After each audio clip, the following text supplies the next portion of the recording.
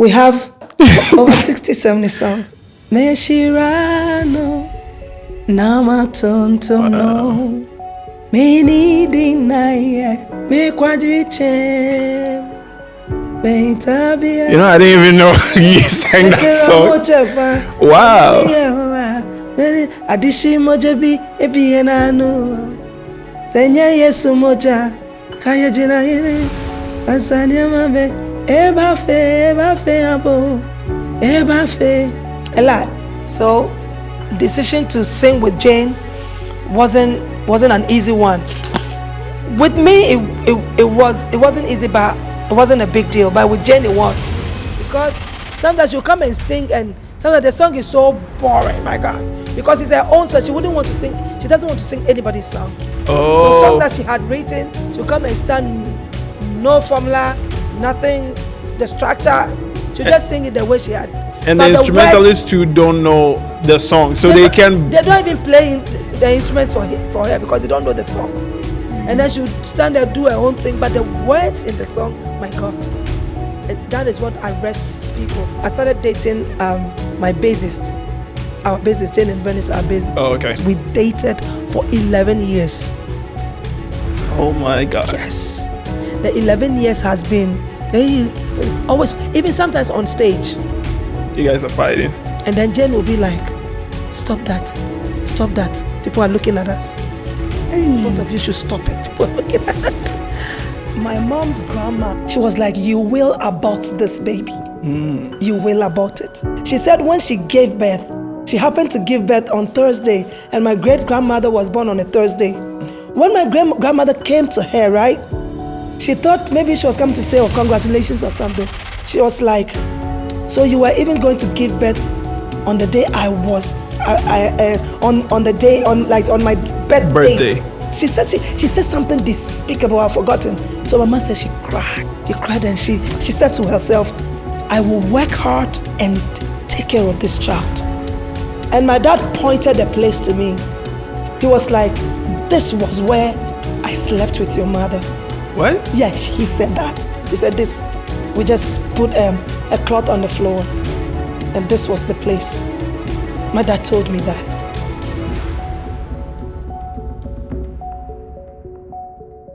If you're watching this video and you have not subscribed to this channel, then I don't know what you're waiting for. Please subscribe to this channel, because we have mind-blowing testimonies. We've shot some amazing testimonies that we can't wait to just release it. We are releasing once a week. Hopefully, eventually, we'll be able to release 2 or 3 times in a week.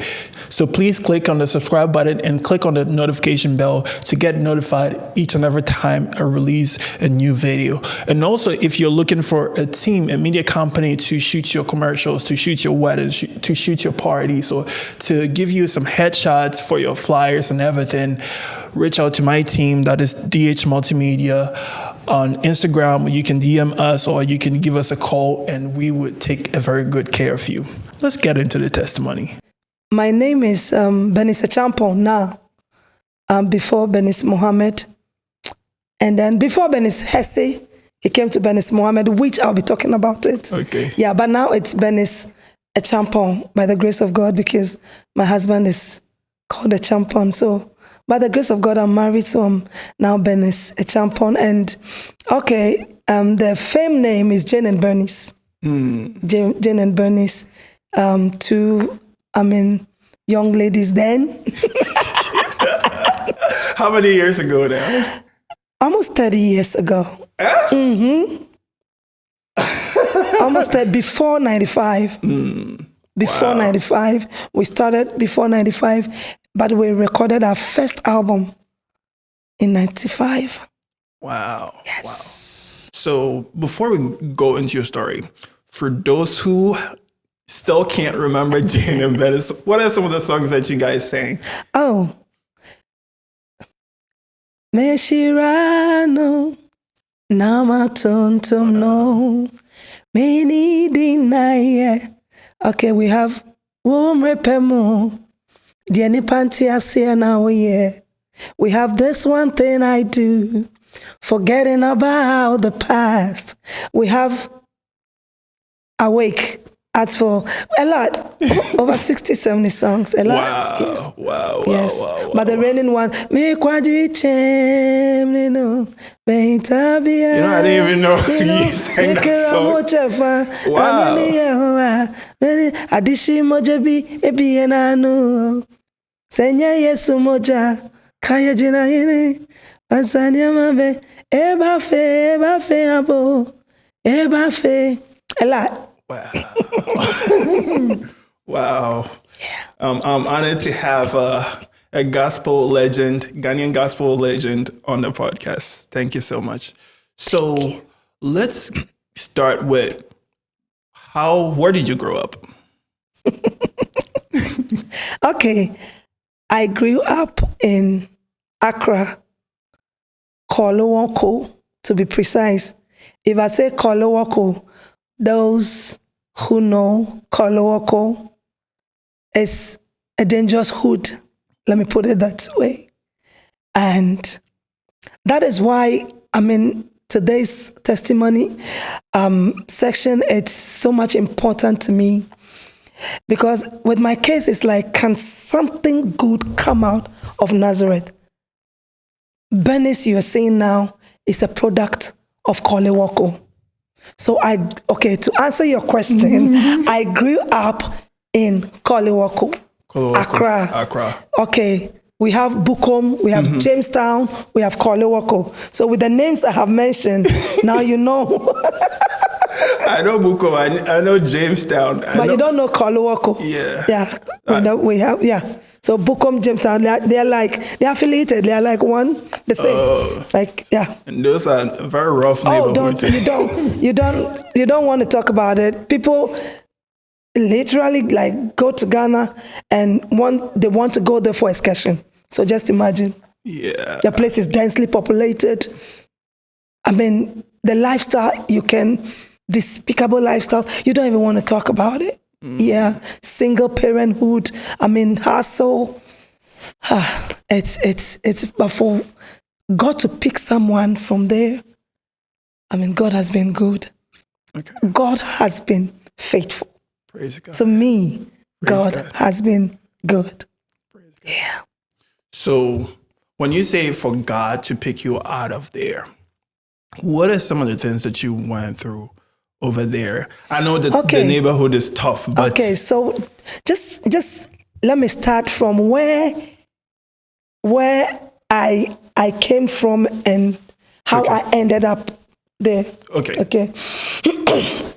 So, my mom happens to live in Kolowoko.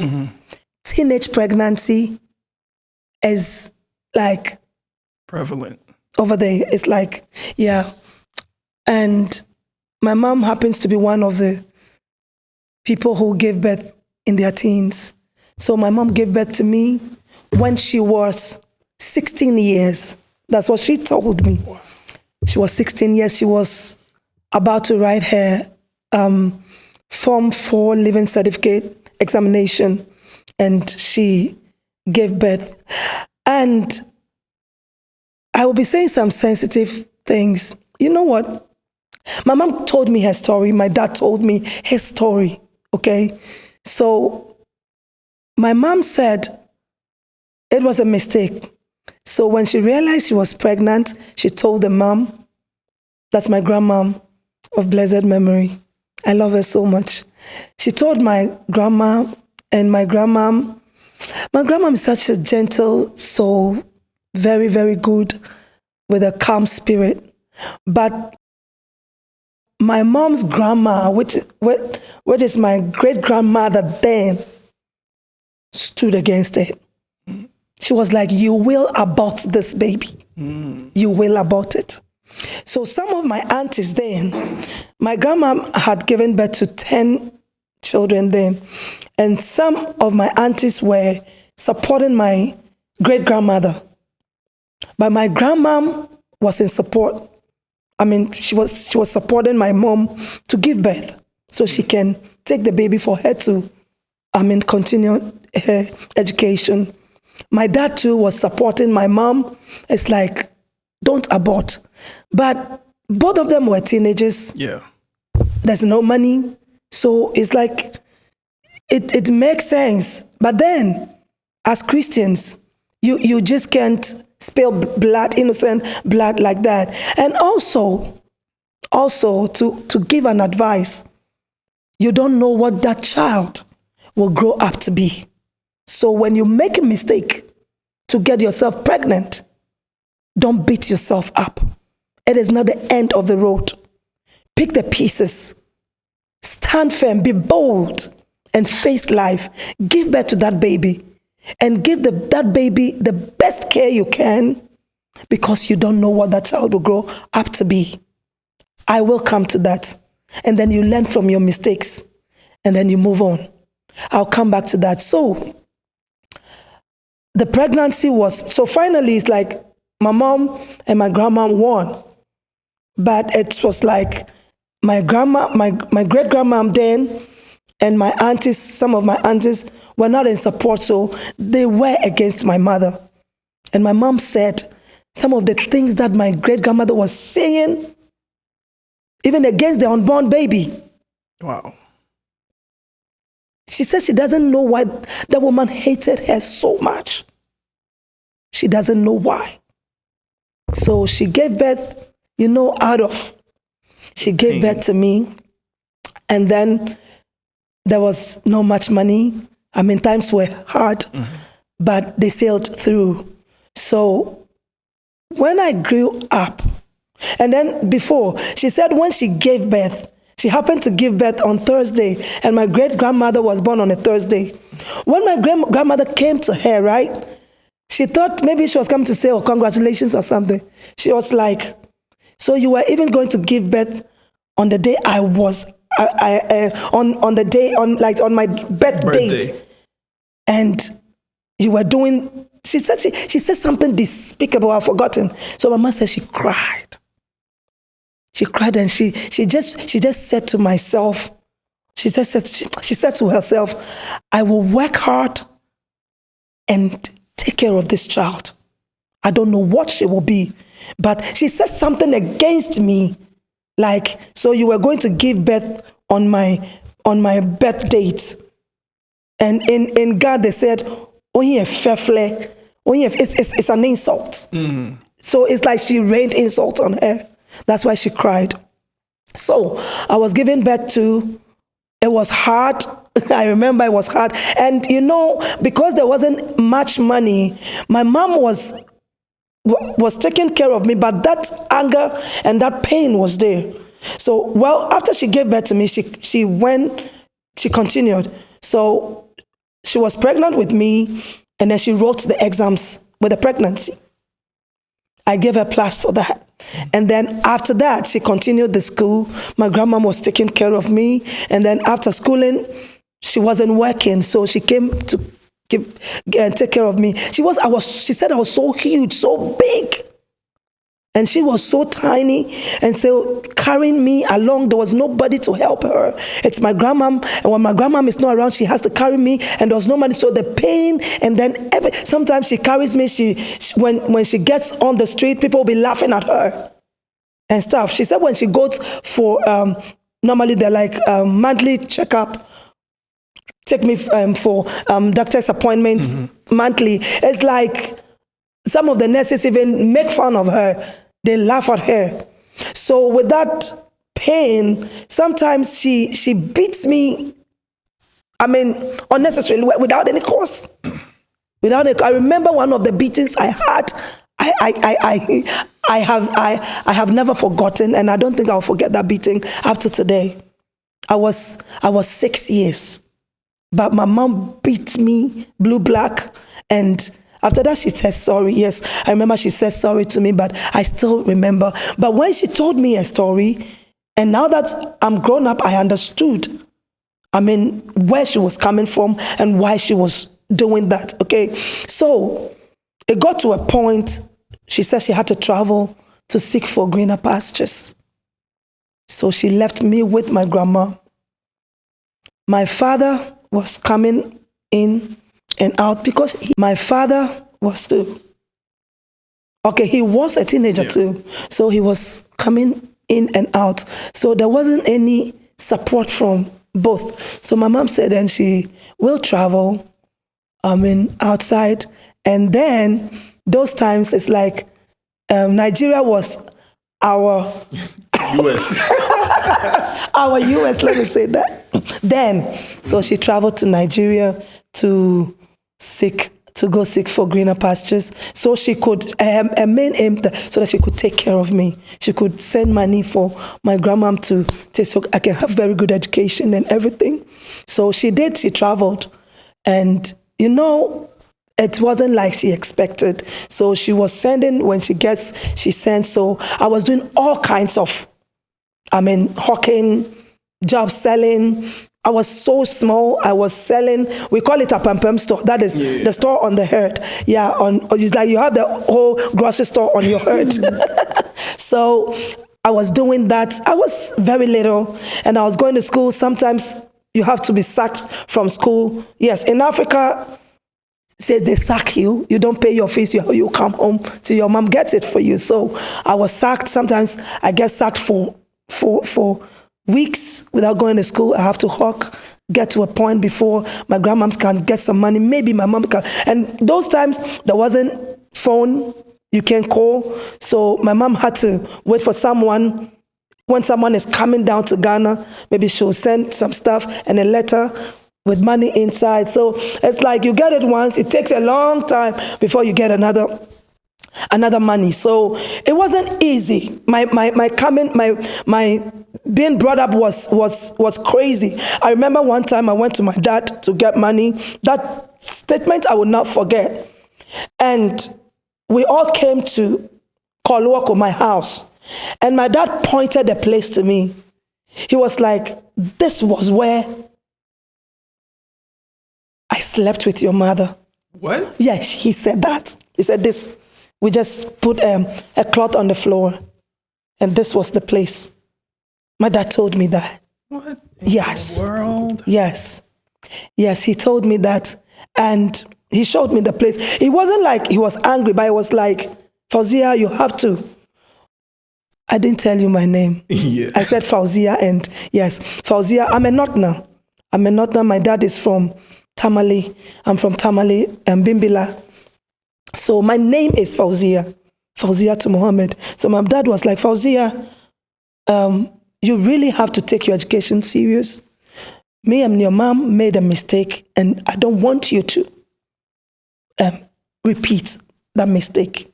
This was where I had to sleep with your mother. It's like this was the place, this was where I slept with your mother, and she impregnated you. I impregnated your mother, yeah, let me say that. So this was the place. And he thought he was advising me, but that thing hurt me so much. But I did not blame him. He was advising me, but that's what he said. So I said to myself, I will never be a disappointment. So in Koloko, the hustle. Sometimes you have to sleep with boys to get money to feed. Because most of the parents there are single parents, teenagers. Sometimes their mothers would even have to go sleep with men so they can come to take care of the kids. So when you grow up, it's like you follow the trend. Yeah. That's all you've That's seen. all you see. You think it's normal. That is all you see. You think it's normal.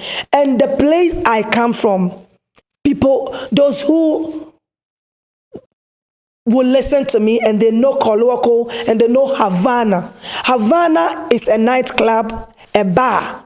And that's my grandmom's house. That is where I grew up from. That is where I grew up. Havana Inn. People know Havana Inn. It is still a bar. It is still like a pub. It's for years. Wow. It's still there. It's still there. It is still there as I'm talking to you. It is still there. Wow. And you are in this house. You are in this house. You said you don't want to sleep with any man. Meanwhile, times are hard. it's very difficult for you to feed. But I grew up in that environment. I remember when I was 8 years old. When I was 8 years old, I went outside, and it's like where my grandmom's, where I live with my grandmom, you have to pass. There's a corridor, like a hallway. We call it a hallway. There's a hallway you have to pass, and then when you go through the hallway, you have to go through the bar before you can go outside. Mm-hmm. So I was 8 years. So my grandmom sent my mom. My mom sent me. So I went through the hallway, and then when I got to the door to, when I was about getting out of the house, let me say the house. So this man, and before you get out of the house, that's the bar. Mm-hmm. So it's like you go through the bar. You go through it. So this man, I don't know him. As I'm talking to you now, I can remember his figure. He's tall, a little bit bald and fair, but very tall. He said, "Come." I followed the man. The bar is big. I followed him inside the bar, and it's curvy. So I followed him to the curve, and he took me to the last end. He sat, and he said, "Kiss me." Yes. How old were you? 8. 8 years, I remember. He said, "Kiss me." I was standing there. I didn't, because I don't know anything about kissing. And he said, "Bring your tongue. Just bring out your tongue." I just pulled my tongue out. The man kissed me.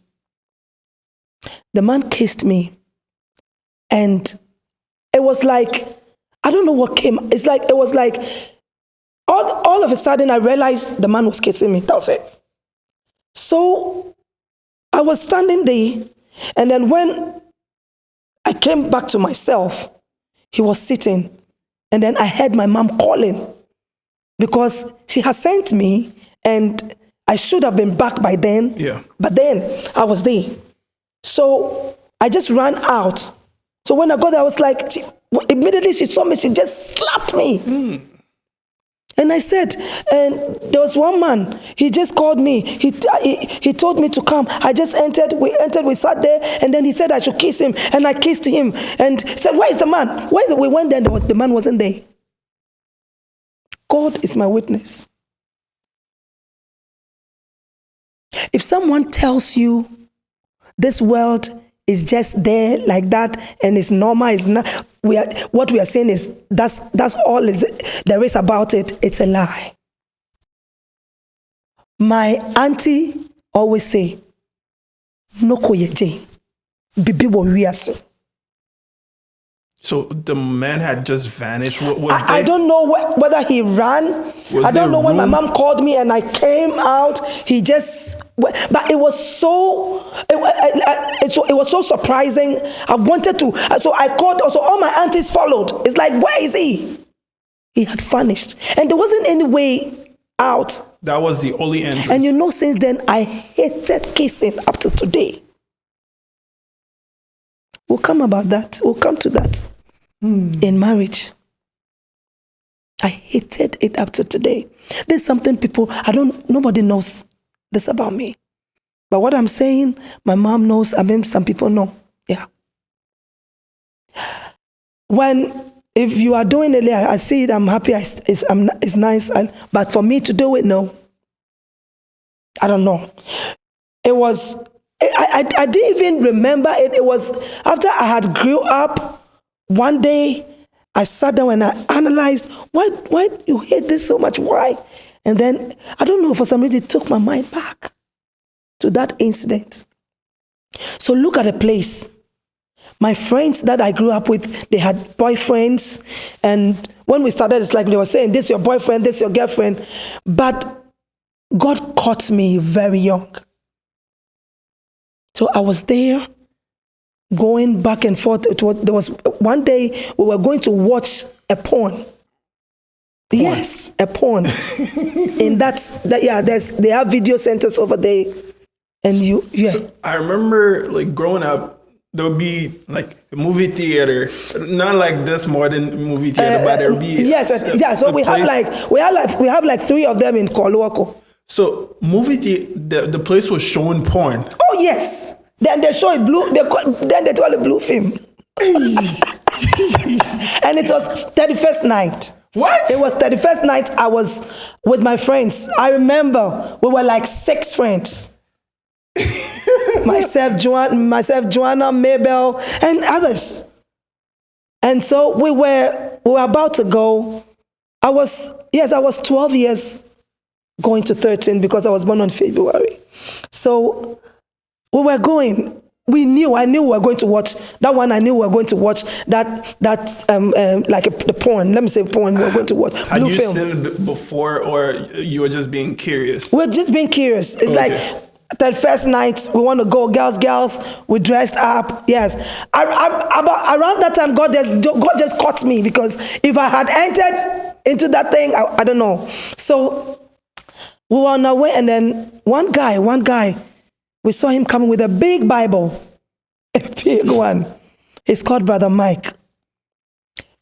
I didn't know his name then, but he just stopped. He was like, "Hey, ladies, can you stop?" So we stopped.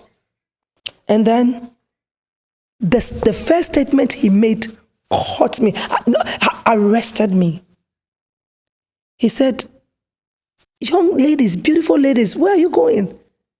And then one of them said, we just want to check something. So, "Do you know Jesus loves you?" This was the statement that arrested me. Before then, I have heard about God. I knew there was God. I don't know much about him, but I knew I feared him. And I still fear God. Were you a Christian? I wasn't. Okay. But I have heard about God. I was going to church on Sundays. Okay. My grandma was an Anglican. So I was going, to church every Sunday. It's like you have to. Yeah, religious family, you have to. It's like you don't go, you'll be beaten blue black. So you have to. So we were going, but I didn't know Jesus. I didn't know much about him. So when he said, "Do you know God loves you?" Just that statement arrested me. So the others were like, please, we are going. So we were left with 3. And I really wanted to hear what he had to say. So fast forward, he preached Christ to us. I accepted Christ, and I did not go. I did not go to watch that porn. I did not.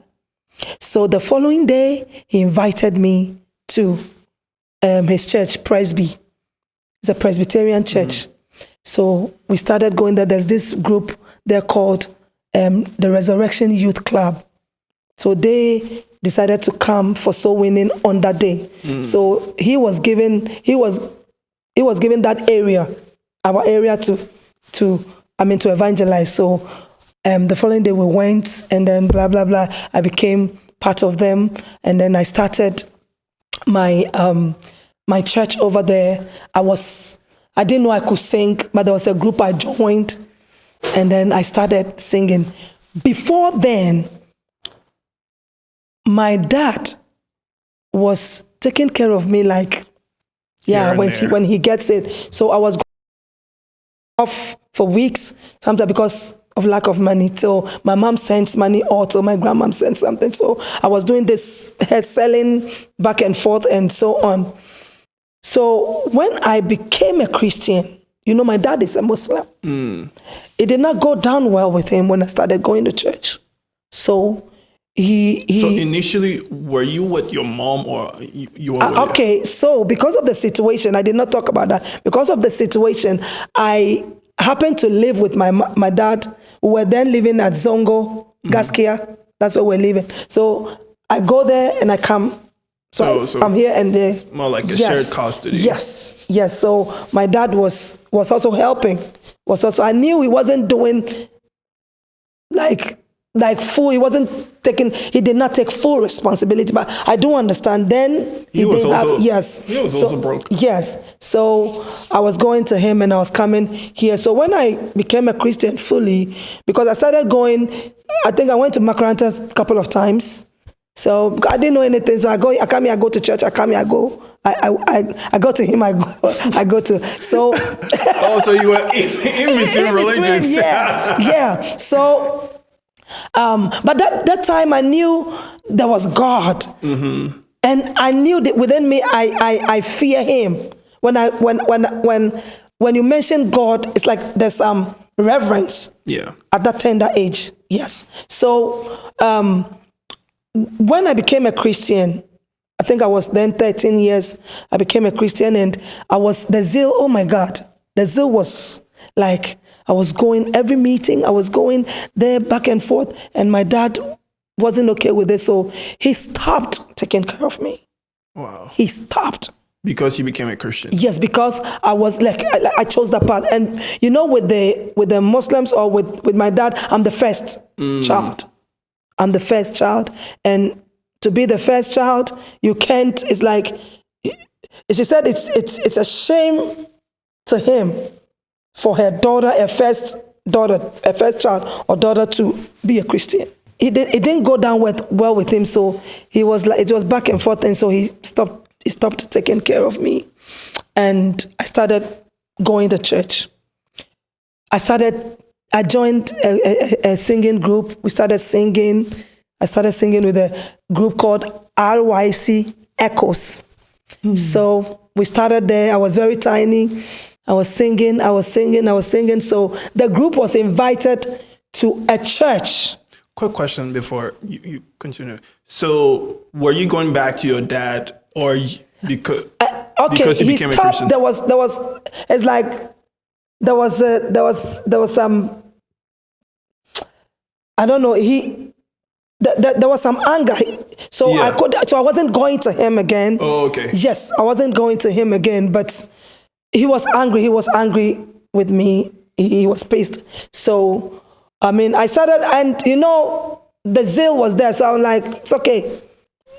After all, you are not even doing too much. So just let me live my life. So I was just going to the church. So I was so much involved in the church. I was so much involved in the church. So there was a day that he came to tell my grandma that he wanted me to further my schooling in the north, and that my auntie then, that's my dad's senior sister, wanted to take care of me, for me to go live there. So with my grandma, I'm looking at the situation at hand, and then my grandma was like, okay, it's a good idea. And my aunties also were, because it's a place that is like, when you there's no marriage. So it's like all my aunties, that's why I keep saying my aunties.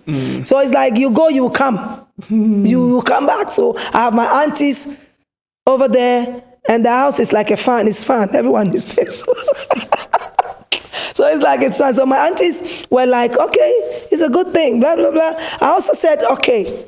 But was it a ploy for you to leave Christianity, or? I don't know why my dad, because I had started church, and then he said he came with that. So I don't know if it was after, he was angry with me for going to church. So I don't know if that was a plot, a plan. I don't know. So we all said, okay, well, I'll go. And he was like, there are churches over there. Okay. I said, okay. Oh, no, he just said it. What kind of church is there? At the time, I know, yes. And I'm like, okay, my aunt is a Muslim. I can't go there and start going to church like here. So, but I was okay with it. So the day came when they finally came with a big van coming to move me, my stuff, so that I'll relocate to the north. And then they brought a lot of food, yam stuff from the north. And then we did everything. So we had to sit. So in the sitting, I don't know what came over me. When God has a plan for you, He orders your steps. Sometimes if even you don't even know your way around, the plan is there. You only have to be on track. Yeah. And then God will order the steps. I don't know what came over me, but all of a sudden I was like, let me call my mom. and ask her if it's okay, because it's like all of you is in agreement. All of you are in agreement with that. My mom is not here. She gave birth to me. Yeah. So can I tell her, say, what do you want? Your grandma, she's taking care of you. She's here. What do you want to hear from your mom? For how long? When is your mom? I'm like, can we take our time, please? Yeah. Am I asking too much? I am not going unless I hear from my mom. So your mom was in Nigeria at the time? My mom was in Nigeria, and I knew I wasn't going to hear from my mom now. So it's a way, and it's a narrow escape, a way of escape. It's a way of escaping. So I told, and it was, so that day, seriously, it became like a fight. People had to come from outside. That day, my dad cursed me. Yes, he did. He was like, oh, this is what you're telling me now? And don't play with notness. Notness, especially the Dagombas, don't play with them. A Christian, a Dagomba Christian, yes. A Dagomba who is not a Christian and can do anything, don't mess with them. If you are not prayerful, don't mess with them. So he told me, mark it on the wall. It won't be long. You will carry your things on your head and you'll come to me begging me to take you. I remember I told him, I will not do that unless my God is asleep. Wow. Because then the zeal was so strong, and I was doing so much praying and fasting. I was young then. But they introduced us into fasting and praying so young. Some of them we do not even understand, but we were doing it. We're doing it. God understands. We don't, but God does. So we're okay with that. So we were just kabang. So when my dad said that, immediately he said that, and then they had to leave. And that closed the door. My dad finally, it was like, he doesn't even want to see me. So he was paced. That ended like, now nothing is coming from me to you anymore. So I was left to face life. My grandmom was paced. So they had come from where he was? From the north. Oh, they come from Bimbila. Everybody came from Bimbila? Yes, my auntie, my mother, to Accra to come take me back. Oh, now I understand why. Yes, yes. And I even figured it wasn't even for schooling. Yes. It was for this early marriage thing. But like I said, if God orders your steps and you stay on course, you will get there. You will get to the destination. So it was, my grandma was mad. She was pissed. She's like, I can't take care of you. There's no money. My aunties, everyone, those that were against me, those that were for me, all of them joined together. Even those who were even for you. Even those who were even for me. That's what I'm saying. They were all. I was alone. And how old were you? I was 30. I was 14. Yes, I was 14 years. Man. Mm-hmm. Standing against your yes. Your parents. It was a serious thing. Yeah. I was crying. I remember outside on the streets of Koluoko. On the streets of Koluoko, I was there. In the car, the van was there. By then they had taken out all the yams and the stuff. So I thought they were even going to take it back. So they brought yams and stuff. Yes, because my dad, the family farms. Oh, okay. So every even up to now, when the yam season comes, the firstborns, they have to bring you that's a tradition. Okay. They have to bring you your share. So they still bring it, but they take it to my mom every year. Every 3 months, I think so. Yeah. Okay. Yeah. So what happened was that, so everyone was angry, and finally, I was alone, but I didn't want to go. I don't know why all of a sudden I didn't want to go. I don't know what came over me, because I had agreed. So I really understood where they were coming from. I had agreed to go with them. So I don't know why. It was like all of a sudden I just stood up and was like, can you call my mom? I said, call your mom with which line? What? Why are we going to call your mom? I said, yes, I want my mom to be aware I'm leaving. She's not here. She gave birth to me. So I want her to. And then, what are you saying? So I say, you're not going? I say, yes. Oh, really? And I remember one of my aunties was like, just tie her up and put her in there. Some families would have done that. Is she stronger than you? I said, you are going to catch me, tie me. That's a lie. That's a lie. And I was just speaking on top of my voice and blah blah. It was like people just came. Yeah, people came around like blah blah blah blah blah blah. So that was it. My dad was like, oh, that's the end. And my dad said something that day that I will never forget. And I know he meant it. My dad, don't play with him. My dad has said so many things against me. Recently, we are now in very good terms. I didn't know I love my dad like that. I love him so much. So recently, I was asking him some questions. So I asked him, why did you say all these things? I mean, you said this. He said, I said some of them out of anger. I'll come to the marriage side. I just went, and then Pastor Paul, one of the pastors, I went to him, and I said, Pastor Paul, this is it. And it's like everybody's against me, blah, blah, blah. He said, it's okay, don't worry, we'll pray. We'll pray. It's good you did not go. He was the only person who said something that, it was after everything, I was so down, I thought I'd made a huge mistake. I thought, there'll be no one to take care of me, nothing, so I was so down. I was so down. And then after that, so with that, my dad he just closed that door. He just closed that door. So with the group that I was with, the RYC Echoes, we went to minister at a church. The group was invited. Before you even get there, so I want to see, because that was back in the day, like back in the day. Yeah. And then even me growing up as a Ghanaian and how I am with my dad. Even when you are old, at times saying no and everybody is saying yes is difficult. Yes. And I'm picturing you. Oh, it was bad. Yeah. It was bad, but remember that day, it was Pastor Paul's statement that said, it's good you said that. Don't worry. Yeah. That gave me a little hope. Yeah. But it's like everyone was against me. And I think you didn't do that with your own strength. No. Up to today, I did not.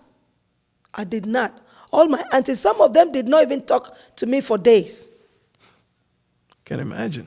And it's like, any small thing, they'll be like, if you had gone, all these things, there's no man, if you had gone, all these things wouldn't be happening. Blah, blah. So it's like anything that happens, they just refer you to the incident. Mm-hmm. Before we go further, I think when you were discussing this earlier, you had mentioned that like people would sleep with like girls would sleep with men for money. Yes, in Kolwoko. Were you pressured or forced by family members or friends to do the same? No, my family members, no. It's the peer pressure, it's the friends. And let me tell you this. When you ask Koloko number, ask that, what is Koloko number? They'll say 22. What does it mean? Today I'll tell you the meaning of the 22. Oh, 22. Prostitution. Prostitution. Oh, wow. Because every corner in Kolowoko, you have the prostitution. They've built like cubicles, small cubicles that the prostitutes sit at the entrance. So when you come, you pay you. So it's everywhere. Oh. Everywhere in Kolowoko. So Kolowoko number is 22. Wow. So there's a statement. So so it's like, and we shouldn't forget, as a Christian, we should know. I mean, some of these things are spiritual. There's a spirit ruling in that area. So you are there and you are not prayerful, or you are there and it's like the hand of God is not on you. Come on. That spirit is there. That spirit is still ruling there after today. Up to today. It's even worse. Oh my. Yes. And it goes from generation because yes, it's like a vicious cycle. You give, like a teenager gives birth to kids, and then all that child sees is prostitution, this vice going on. My mom was a teenager. Thank God I went through the other side. Yes. But my sister, the one that comes after me, she gave it when she gave birth as a teenager. She gave it when she was a teenager. My brother also has given birth. He also gave birth when he was a teenager. So it's like the tradition. So if you don't break that cycle, you have to break that cycle. It will continue. Thank God, in my case, I was arrested by the Holy Spirit and I gave in. Because the Holy Spirit can arrest you and you can choose to like let me go. Yeah. And you won't be forced. But I just gave in, and because of that I escaped that. But in my house, in my family back there, a lot of teenage pregnancies. A lot. You either give birth out of wedlock, a teenager, or you marry and you don't get it. Yes. So is your family still there, living in the same area? Yeah, I moved my mom from there years back. Because one thing I realized was that you can be in a certain location and you'll be fighting unnecessary battles. Exactly. So, I mean, just get out of that environment, get out of that location, and deal with things that you have to deal with. Because it's like you have a lot already on your plate. You wouldn't want to be in an environment that you have maybe 1 hour to pray. You are spending like 30 minutes to deal with this. And then what have you? So it's like I just moved them, but my aunties they're still there. Wow. And I was going to that house. I don't want to tell you much about that house. But I always say that this world, if someone tells you there's nothing in this world we are living in, it's a lie. It's a lie. It's a lie. I have seen things. I have seen so much. I have seen so much.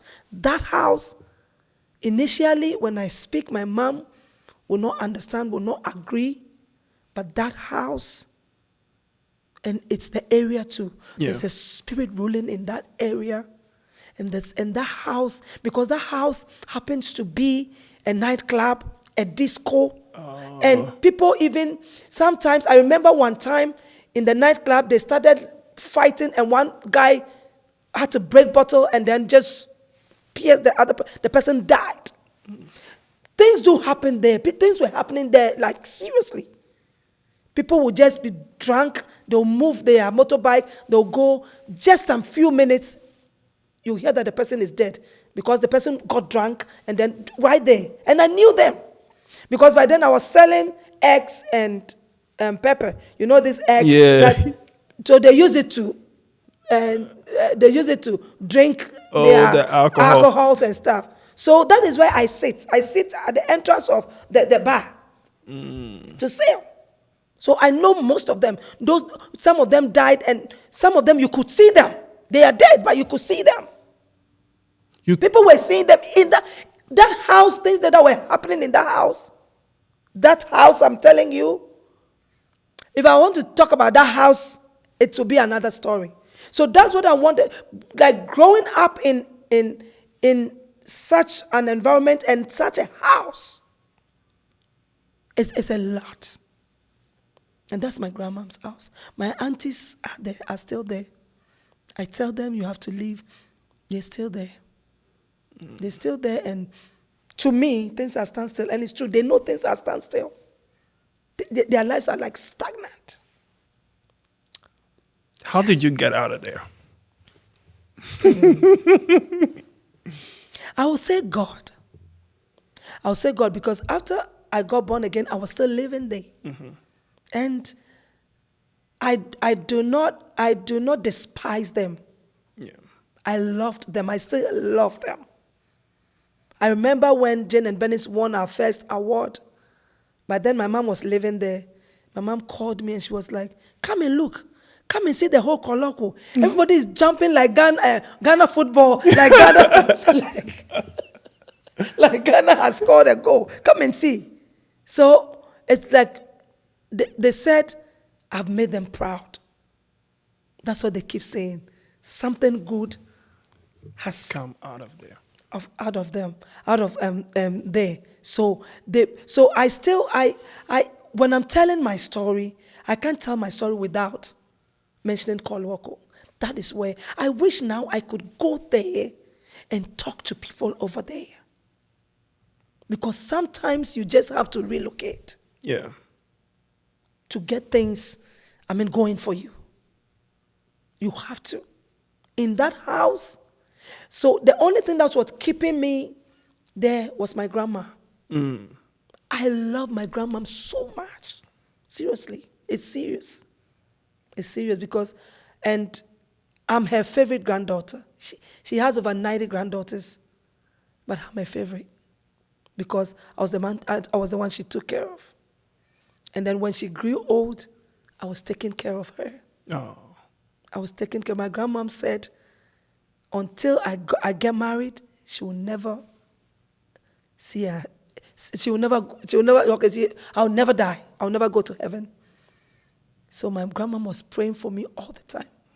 When I got married, my husband came. We did our wedding in Ghana. My husband came.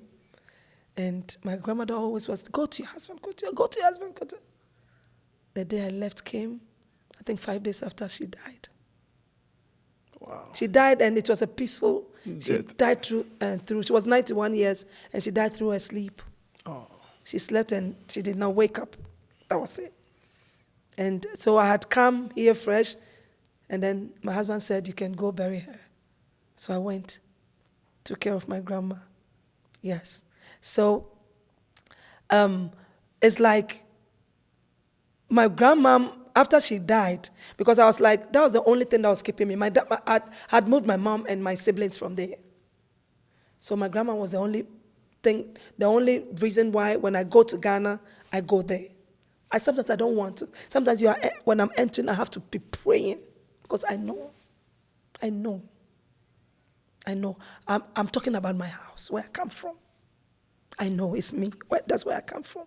So and the things that God reveals to me in that house, the contention over there, yes. So after my grandma died and we buried her, that was 10 years back. We buried her. That was it. Till recently, one of my aunties died. And we went there after that. But after that, I've been there several times. Sometimes I go to Children's Hospital. It's closer because I go there to do donations and stuff. Sometimes I see the house. I just pass. I just drive. And I don't want to go there. Not that I'm afraid, but sometimes you just want to avoid certain things. Yeah. If my aunties they want me, they can come to where I am, and that's what they do. They come there. But I don't want to get there. It's my grandma's house. I can go there, but when I'm going there, I'm not going to do something, but just to be going there because, and you don't try, the advice of, don't try to give yourself unnecessary, battles to fight. Don't do it. If you can avoid it, just avoid it. And then take care of the serious ones, the ones that you really have to take care of. Because we have so much on our plates already. You wouldn't want to be adding anymore. Yeah. So with the house, because that house, I know a lot of things had happened in the house. And that is what, and sometimes some people will be saying things, and it will affect the people living there. It even affects us. A house that I can't even sleep. You sleep sometimes in the afternoon, and it's like someone is choking you. Oh yes, God is my witness. I'm not lying. Yeah, a lot of things. The kids, some of the little kids, they'll come to the house and then what I realized was in the house, normally in the afternoon, the place is very quiet, the house. So that is where that afternoon, sometimes I know 2 people brought their kids, and their kids started seeing things. Like, Mommy, look at this woman, look at this woman. I was there. And Mom said, what the who? You can't see her, can't you see her? I knew what she was talking about, what the girl was talking about. The mother, let's go, you can't do. I can't see her. She's seeing. You think she's not seeing, she's seeing. Yeah. Yeah. She's seeing. This world we are living in is not as ordinary as we see it. It's spiritual. Yeah. It's spiritual. So I'm not trying to say we should be paranoid, but I mean, You should be prayerful. that's it. Be prayerful. Be prayerful and be discerning. Yeah. I mean, be discerning because things are happening. Yeah. And if you take care, if you joke with it, it will just, sweep you off your feet. Yeah, because where I'm coming from, see, I'm still fighting battles. I'm still fighting battles, seriously. And my story, if I'm To be a we'll movie. have like TV series. 10 parts. So, yeah, so the long and short of it. So, yeah, so that was how I couldn't go to my dad. And then I was still living in Kolwoko. So let's go to your name change. Okay. So before you were called Fauziatu. Fauziatu Muhammad, that's my name. Okay. My name, the dad. You know when they give birth to you with the Muslim, when they do sunnah. Mm-hmm. Sunnah is the ceremony, the naming ceremony. Yeah. So with the sunnah, that's what they have to cut the goat and give you that name. Okay. So they gave me the Fauziatu Muhammad. So how did you get to Bernice? Yes, so it got to a point, my dad wasn't, it wasn't his fault because there wasn't money. So he wasn't doing the needful, like what he should do, he should be doing. He wasn't doing that. So my mom got angry because it was my mom and my grandma. Yeah. So she was like, what is, come on, let me change the name. So she changed the name. It was one day I went to him for school fees.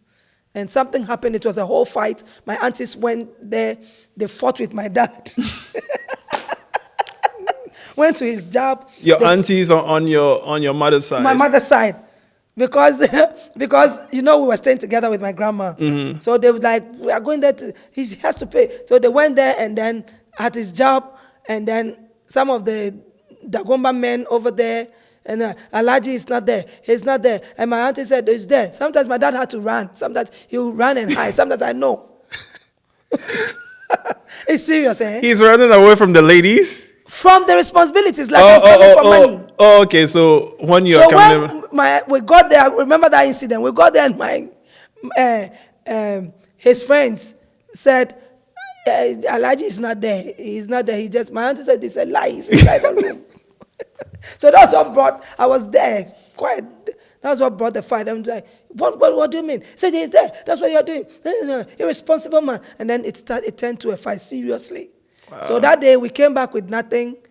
My aunties had gone there to really dress my dad from head to toe. And we came back home. So after that, my grandmother was like, that's the last straw. So my mom just decided to, okay, you know what? Let's change her name. After all, he's not doing anything. So my name was changed to Bernice Hesse. Bernice Hesse. Bernice Hesse. So Bernice Hesse. What do you call it? I was going to school, yeah. So I was using the Bernice Hesse, Bernice Abba Hesse, Bernice Abba Hesse, Bernice Abba Hesse, and then finally my dad came. How did he find out that they... With the Gombes, they don't leave their kids like that, though. Oh. Their children. With my dad especially, I'm the first. No. He was even coming to my school sometimes. When I was schooling in Cambridge, he comes there sometimes. He was riding a motorbike. He comes there. Sometimes he comes there to pick me home. Oh, okay. So probably he got there and he was like, knows, I'm yeah. looking for Fauziatu. Yes. And they were like, who is We changed the name, yes. I was later then. So he took us to court. I remember seriously. And then we had to, so he won. We had to do the change of name from Bernice Hesse to Fauziatu Muhammad. But I decided to maintain the Bernice. Bernice. Okay. Yeah, the Bernice. So it became Bernice Fauzia to Muhammad. So Bernice Muhammad. Okay. Yeah. So I've been Bernice Muhammad till my husband married me. So my dad had to take us through the legal way to get back what belongs to him. Wow. Yeah. And my dad is like that. He will get what he wants. He will get what he wants. Strong-willed. He is a strong-willed. But thank God with me being a Christian, he did not get what he wants. Because I think because God should get what he wants, Exactly. not him. Exactly. So God got what he wants. Exactly. I allowed God to take what he wants. Yeah. Awesome. So let's get into how you met Jane. Okay. And like the formation of the group. Okay. So that's what I'm saying. So after he stopped taking care of me, right? That after the incident, I stopped. Blah blah blah blah. But then I was going to church already.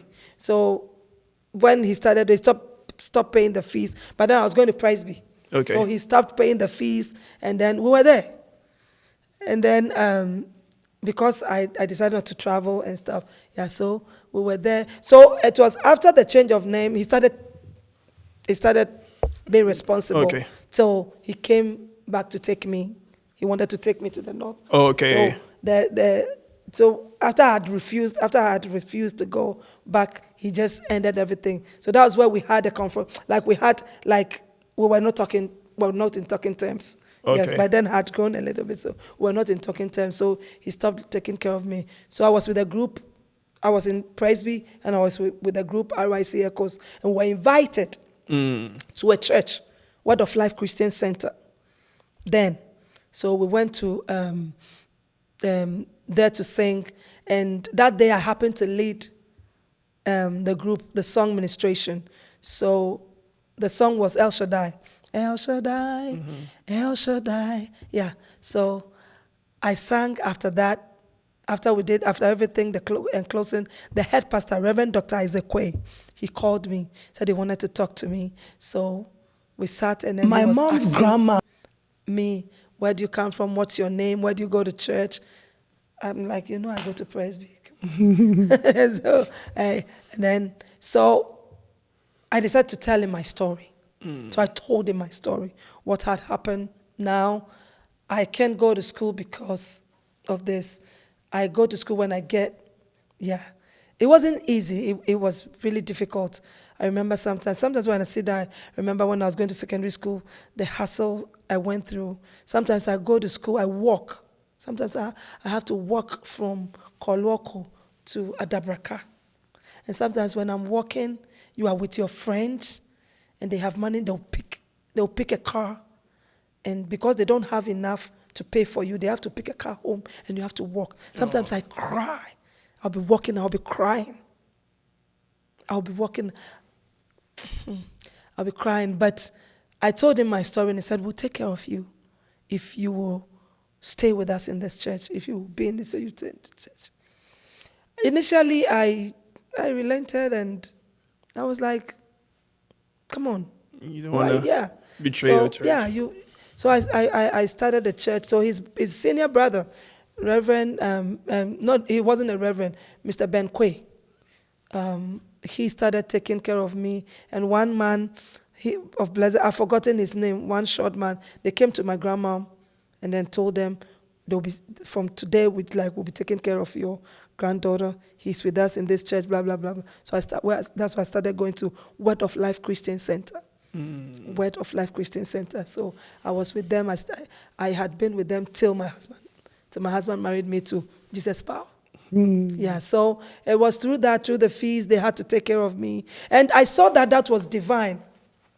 It was divine because it's like my life was orchestrated by God himself, and things were just moving on as God had planned, because I also was working with it. I also gave in. Yeah, because God can orchestrate your life.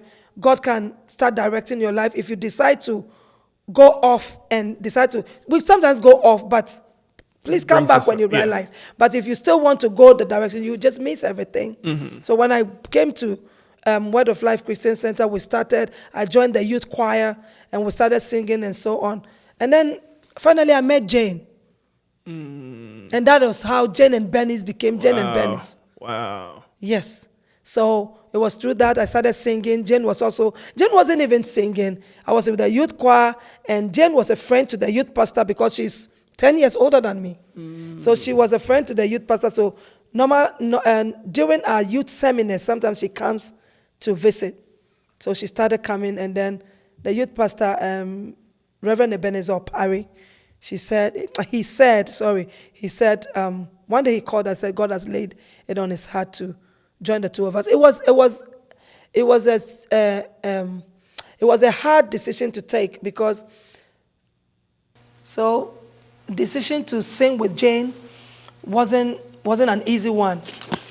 With me, it wasn't easy, but it wasn't a big deal. But with Jane, it was, because he's that quiet, shy type. So she wasn't singing in the choir? No, nothing. She wasn't singing at all? But she was writing a lot of songs? She was writing, and sometimes she comes to visit, and then sometimes she will sing.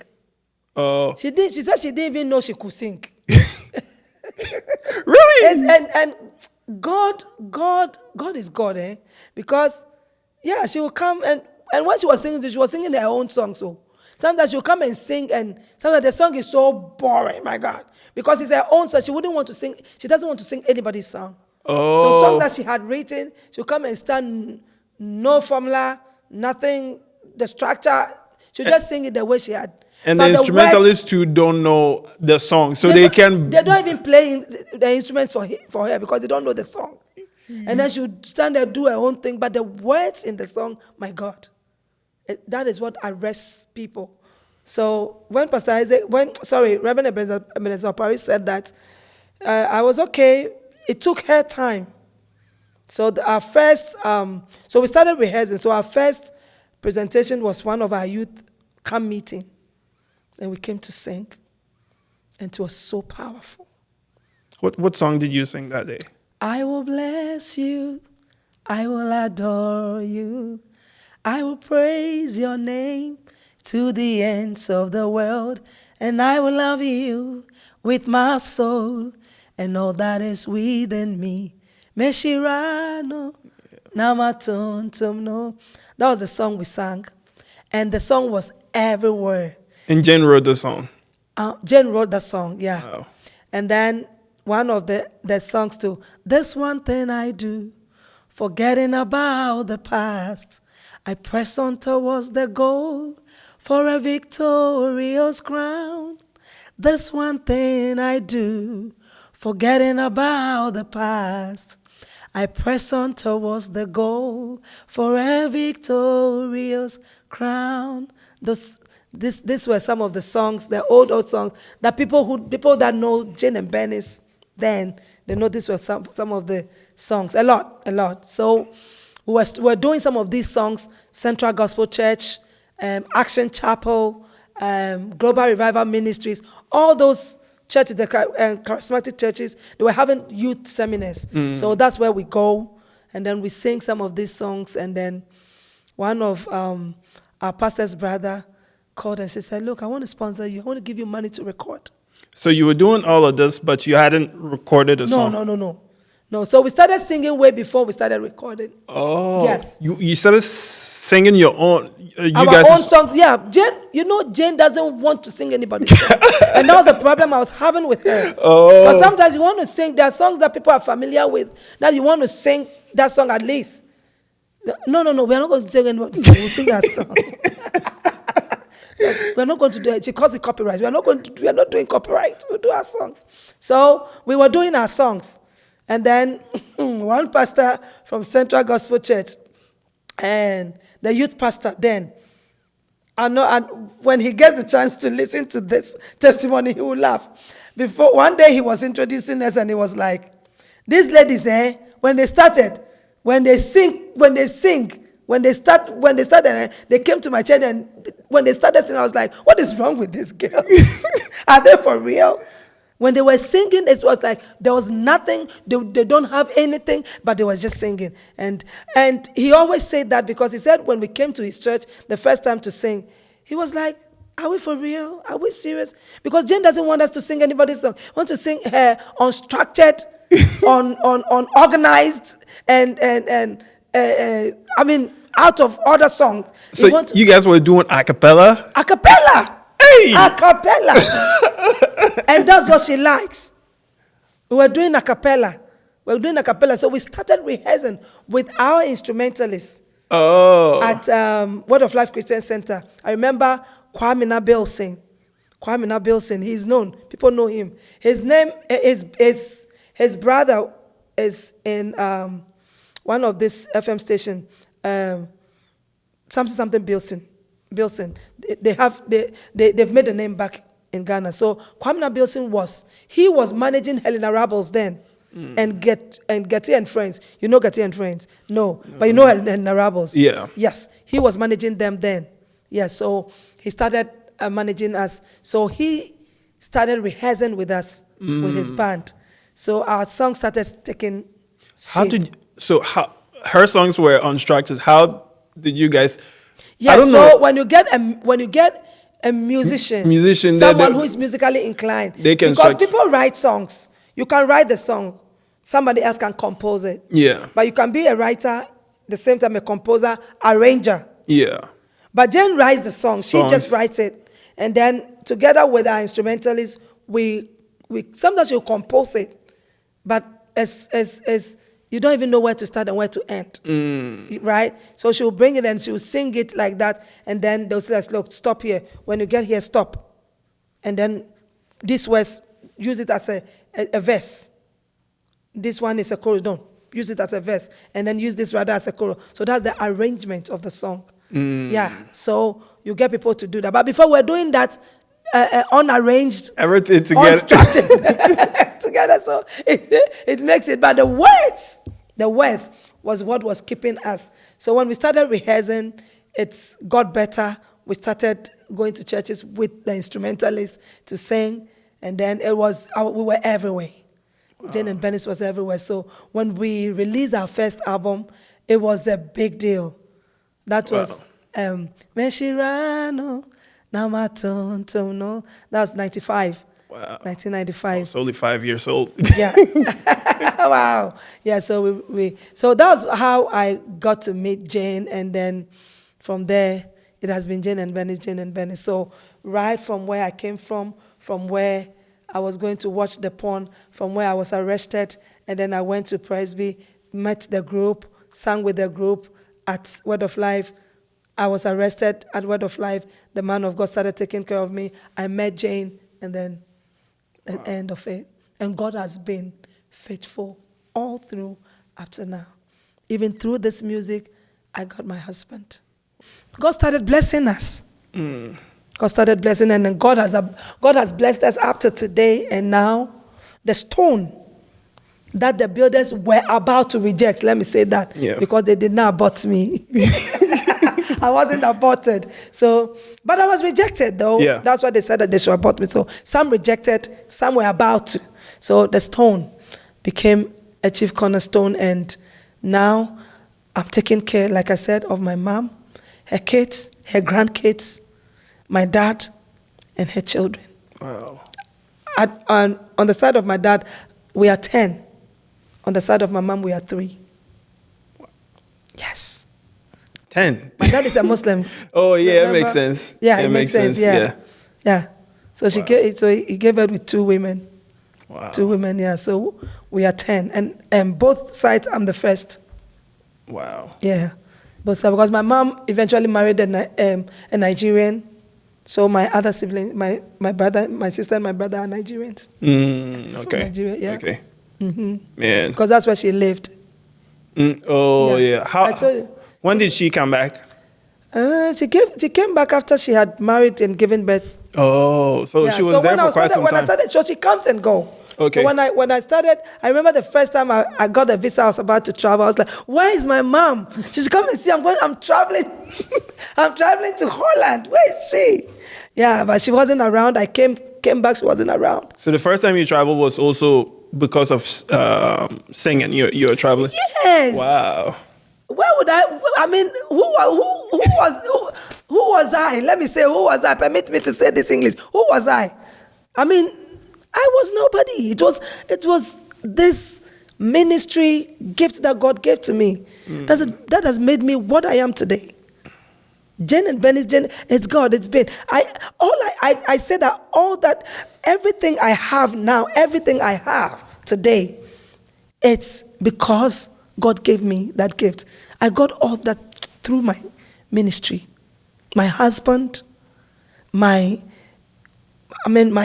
living here, my husband, everything. I don't know what I got outside the blessing that God has given to me, the ministry. I don't know. All that I have, everything I have, I owe it to God. I did not work for any. Before I wasn't even working. I started working like here in America not even long ago. I came here before I was singing, going all around the States singing. Yeah. Wow. Mm-hmm. Wow. Yeah. So through this, I'm taken care of and still doing that. Through that, I have my marriage. And to talk about my marriage. So, Jane and Bernice. In Jane and Bernice, that's where my marriage my marriage journey started. So I started dating, we started dating my bassist, our bassist, Jane and Bernice, our bassist. Oh, okay. Yes. That one too is a long story. I don't want to go into that. It's a long one. Okay. So we couldn't, I had to break up with him because a lot were happening. And I think I entered into the relationship too early. We did not know ourselves. So when we're growing up, my eyes was opened. So the advice I'll give is that if you are not ready, don't even start. Don't even start, because you get to a point, you start seeing things, and then you want to be, how do I call it? You want to be rational, like you want to be careful. So because of that, you start seeing things that you were not seeing before. You start seeing them, right? So you get to a point, you don't want to fall in love. You are falling. You want to get up and walk in love. Yes. You know, women, we fall in love. That's why we are always hurt. Men walk. And guess what? Because they are walking, they always dodge any obstacle. But we fall. So we are always hurt. Yeah. So sometimes you marry a woman, the person has so much bruises like everywhere, because the person has been hurt and hurt and hurt. Yeah, so I had to break up. It wasn't easy because we dated for 10 years. 11 years, sorry. 11 years. What? 11 years. 11 good years. We dated for 11 years. Oh my God. Yes. The 11 years has been always, even sometimes on stage. You guys are fighting. And then Jane will be like, stop that. People are looking at us. Hey. Both of you should stop it. People are looking at us. And so it got to a point, we even started counseling. And then the counselors themselves advised us, said, please, can you people break up? It will not work. And we were so glued to each other, we didn't want to. Yeah. Sometimes when you tell me we should break up, then you become an enemy. It's like we have a problem, and I brought it to you, and is that all you could tell me? But it got to a point, like as you grow up, your mind's like you have, So clarity. It's like, I'm like, no, I have to take a decision. This thing is not working. It's getting to 11 years. Wow. It's not working. It's not working.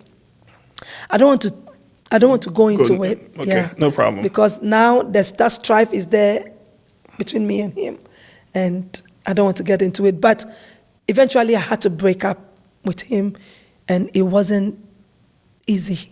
Yeah. Especially with him. Because being with someone for that long. Yes, me too. But I remember I had to fast and pray before breaking up. Because it wasn't easy for me too. It wasn't easy for me. So I think I remember when I went to his house to tell him finally. By then I had started, withdrawing from him. He's saying it. But finally I wanted to go tell him. So when I went to him and talked to him about it. He said two things. He was like,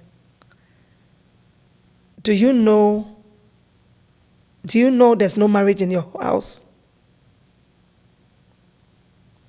Like, where you come from, your house, you know there's no marriage over there. It's like they go and they come. I said, yes, I know. And it was like, you will never get anyone like me. I said, okay.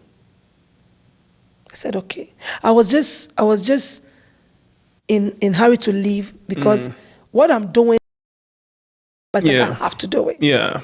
So I just want to get out, just leave. Yeah. And he said so many things out of anger. Yeah. And he's a very quiet person.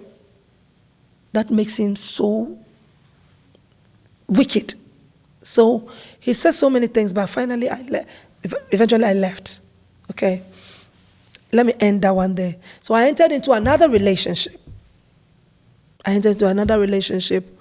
With this guy. And that one, we were in love. I even brought him into Jane Bernice. Oh. We even had to get visas for him to travel. I know he'll be listening to this. I'm speaking the truth. We even had to get visas for him. So we started traveling with him and everything, not knowing he had someone. So I dated with this guy for 7 years. So that 7 years, later I got to know that the lady he eventually married, he had dated the lady 6 years. So which means he was dating two of us. At the same time. So after he met me, a year after he met that lady, so he was dating the two of us. How did you find out? Yes, so, and this guy wouldn't want me to listen to any of my friends. But my friends were telling me the truth. It's like, hey, I've heard this. I've heard that. Do you know this guy went to do knocking? Do you know he went to do this? Then I'll call him. I'm like, I learned you went to, and then he will laugh. Who said, do which knocking? He had taken me to the family. They know me. They not knowing. They were just, let me say, they were just playing. I was just being pushed around. I would go to the sister's house, the cousin's house. I'll be cooking. They were eventually using me to do everything. So I thought I was part of the family, not knowing they had chosen someone else. So there was this lady who is close to the guy, and at the same time close to one of my friends. So that lady saw the way I was serving the family. I was so committed to the family and everything.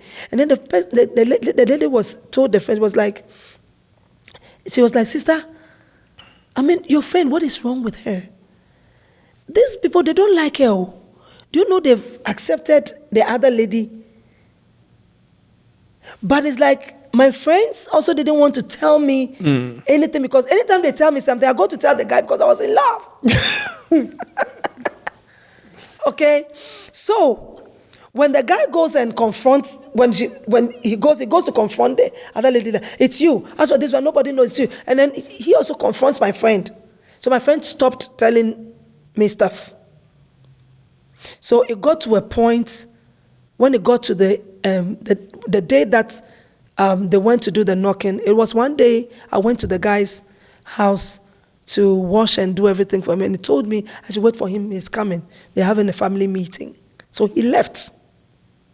And then it was that evening that one of my friends, let me say he's a sister to me. He's here. He's now in Chicago. My other friend that I live with in Ghana couldn't tell me, but she told my friend that, you know what, tell Bernice that this is the final straw. The family had gone to do the knocking for the other lady. So she said, find a way to tell her. So as for that, my friend, she said, I'll tell her right now. So she called me. I was in Ghana, she called me. She said, where is so and so? I said, he has a family meeting. He left. He left around 4 p.m. He left. He said they had a family meeting. So he's gone. I'm waiting for him to come so I can go home. So you were in his house? Yes. What? Yes.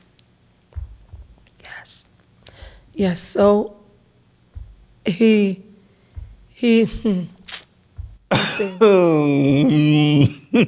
so he said, you sit down. Sit there. Your friends are telling you what they have seen, and then you are listening to this guy. Sit there. He went, you see he left, he's not in the house. Right now as I'm talking to you, he's at Spinte, Sakumono. They are having knocking. They are doing the knocking. So sit there. It was like cold water had been poured on me. I started crying. I did not say anything. I started praying to God. I said, God, why? Why me? What did I do? Even if I've done anything wrong. Then my mind was like, did I make a mistake breaking up with the other guy? So I said, okay, it's okay. Let me wait for him. So when he came, I was like, And me too, I'm the type that I can't hide stuff, like to play along, no. So when he came, I'm like... How was he dressed? He was dressed like, not casual, like, you know, he knows how to dress, so he always carries himself, yeah. So he was in a Lacoste. Oh, okay. Lacoste with his jeans and well-dressed, yeah, so... He was like, I was like, where are you coming from? He said, I told you we had a family meeting. He said, what I've heard, you went to do knocking. Why? He said, me, he denied. Do you want to listen to your friends? Are they the ones going to marry you or me? And anytime I ask him, when do you want to come and do? When do you want to come? And then he said, I have to work. You know, I have to start working. I have to get something, gain, blah, blah, blah. And then get married to you. He'll be saying all these things. For 7 years? He'll be saying all these things to me. So he denied it. And then I think he went to confront the lady that is closed. And then the lady confronted my friend that, how did Bernice know? Because I told you not to tell her. Even if you tell her, not now. So why did you tell her today? And then they confronted my friend over here. My friend told me, I have told her. Tell her, let the guy know that you have told her and what he's doing is not good. So my friend called me and said, they are confronting me. I told them I've told you. I don't care. I'm in the US. They should come and catch me. So the guy denied. Eventually, I believed the guy. You believed the guy? I did. Hey, what type of love is this? Myself, I don't understand. Hey! I believed the guy. So we didn't stop there. We were going. We were still in it. I go visit the family, blah, blah, blah, and everything. This family is wicked. Very, very. So, it's this thing that I'm saying. I have to say it. I'm sorry. So, it was one of the trips. I told Jane we should go with him, with the guy. So we started traveling with him. We traveled like once, twice, going to Europe. Yeah, whilst he had finished doing the knocking. Yes, but he had finished. But to me, I think my friends are just trying to ruin your relationship. That's it. So I was still following him, but he knew what he was doing. So, we started. We traveled with him and everything. So the Jane I sang with, she started hearing stuff, but she doesn't talk too much. She's an introvert. And she respects herself, so she really wants to know the facts, get her facts right before. So she won't say anything. So we're traveling. We come back to Ghana. So Jane eventually traveled here.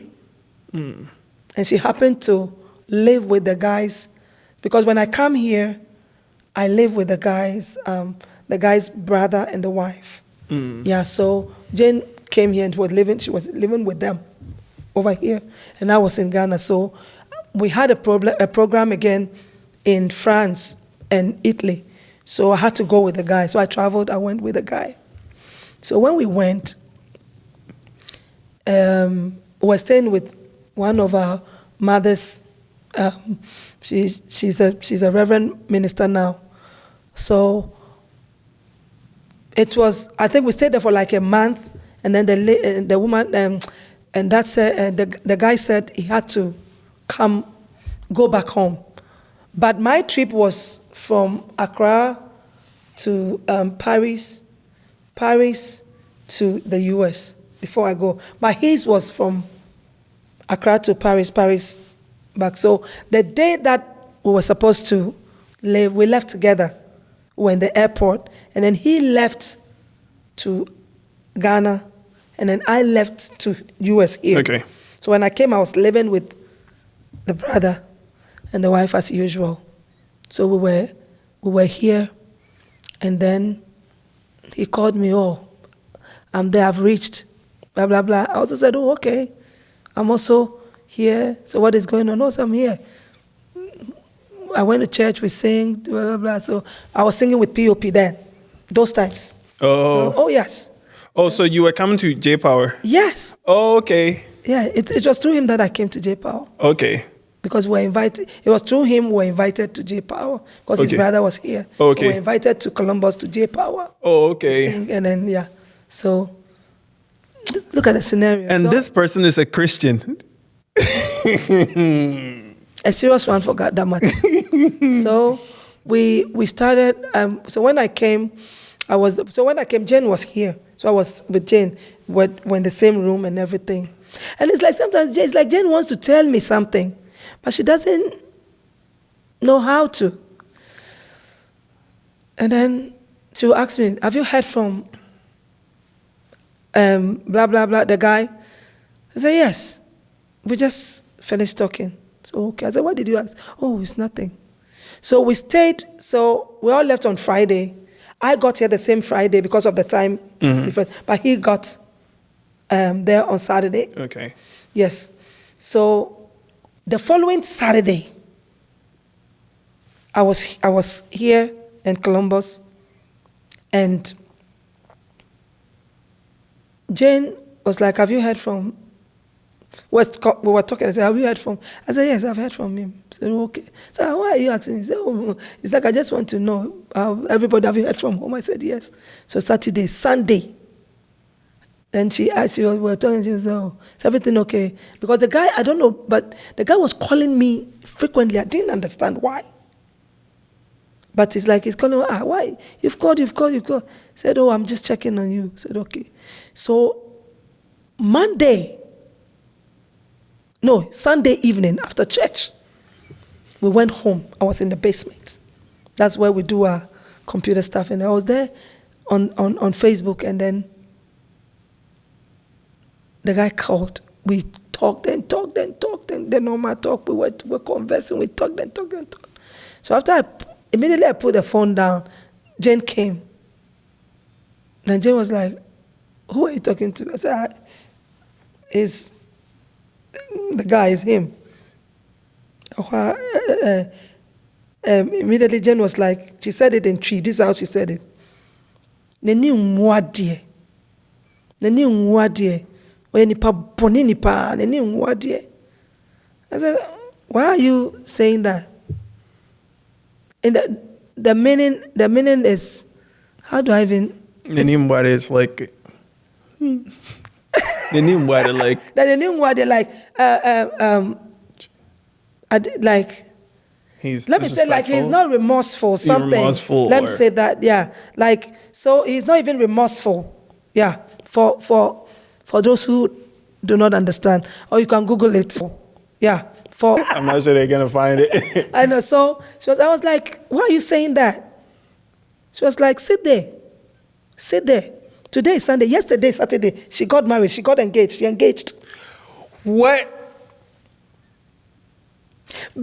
Before, so I told Jane, I now understand. Because when we were in Paris, when we go to town, he was buying stuff like candies and, souvenirs. And I'm like, why are you buying so much? She said, these family people. Not knowing she was picking all those. And then she's like, after all this, he's not even remorseful. He called you and he was talking to you. You sit there and believe whatever he says. He's engaged. Yesterday they had the traditional marriage. Immediately Jane said that. I don't know, I think I collapsed. When I opened my eyes, I was on the bed. I was lying in bed with a chocolate drink. Jane was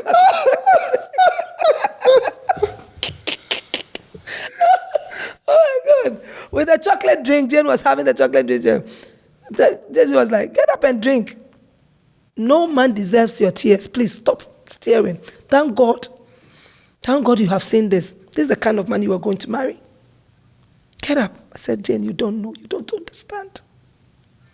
I was hurt. My mom heard it. My mom was admitted because everybody knew about it.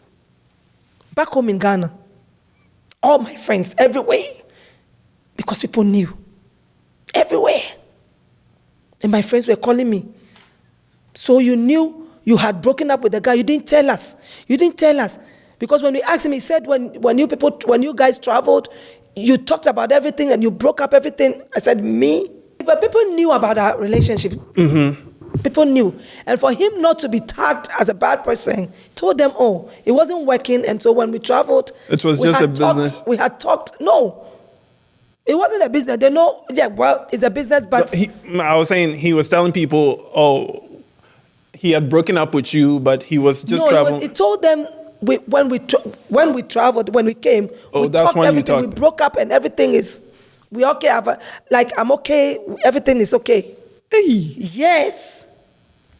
Yes. So my friends were like, so you should have told us, because we're also fighting unnecessary battle here, fighting him, calling him names, not knowing you had. I said, come on, you are my friends. I would have told you. You are the people who tells me everything that, is happening. And so if something had gone on, I would have told you. Nothing. He just told me he's going to school. Bible school. He told me he was going to Bible school and that the school is reopening. Central Gospel Bible School. So he had to go because the school is reopening. So he had to go to school. That's why he had to leave. So he left. I didn't know. I collapsed and then I woke up. And then Jane was like, take. Now that you know, sit down and let me tell you what is going on, what I knew that you don't know all this while. When you were in Paris, you call me, you tell me we are here, I'm just looking at you. I'm just looking at you. When you told me you were traveling with him, I nearly wanted to tell you, but I kept quiet. I kept quiet. So over here, they had bought the wedding gown and everything. The brother here had bought everything. And Jane knew, but she couldn't tell me.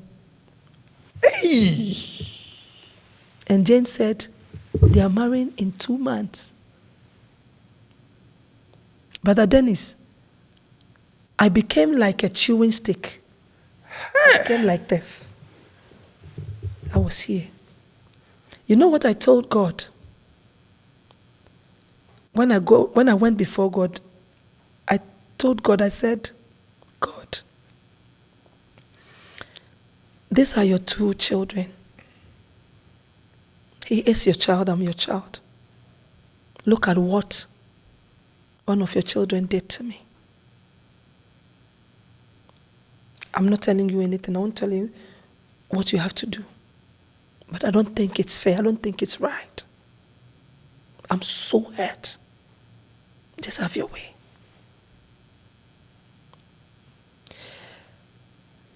For that 2 months to the wedding, And I was staying in that same house, the brother's house, where they were buying some of the things for them to send over there. Yes. I encouraged myself in the Lord. I encouraged myself in the Lord. Not knowing God has something special for me. Sometimes, one of my friends, Jane of blessed memories, she's dead now. She was one of the friends who fought this guy. She once told me that God was just taking that hard tea bread from you just to give you cake. Those are the statements she made. You know, Ghana, we have this tea bread, very hard one. they used only water, salt, and the flour. Only that one to bake it. She said God was just, and God saw that you were not giving it to him, so he decided to snatch it from you. Just snatch it from you, so he can give you the cake. My friend told me this, and it sank there. Now I even tell people sometimes when someone is going through that, say, God is taking the tea bread from you so he can give you cake, okay? Now it has become mine. So I was there, the wedding day was getting near. So that day, I remember that day, I was in the house. I was on a 3-day drive first. And then they will call. We are now going to the reception. We just finished because they were calling the senior brother of the guy. He's the one I live with. Hey. Yeah. I can imagine the pain. Yes. And they were not for it though, but especially the wife wasn't for it at all. Even Jane told me one day it became a fight. Yeah. The lady was, I'm a woman. If this is done to me. And then the senior brother too, I understood him. It's like nobody had told him anything. I was also expecting my fiancé then to tell his brother. So I thought he knows. Well, he said, well, I have seen things, I'm grown up, I'm seeing things, but nobody told me anything. So he didn't know that you guys were dating? He knew that, but it's like I have not told him. I also thought he had. So when he called me and told me, hey, I'm going to do this with this other lady. I need this. I need wedding. I asked him about you, and he said, oh, it wasn't anything serious. And I understood him. This is what he has told you. It's your brother. What will you do? So that day was my second day of the dry fast. I was praying, and they were having fun, blah, blah, blah. I was praying. And then after the wedding, in the evening, it was like a burden has been. After I got to know that he's now married, that was where I rested. I now knew that is it. It is no more. It's like so that was where the reality hits in. It's like there's no turning back. So you have to move on. Did he ever call you back?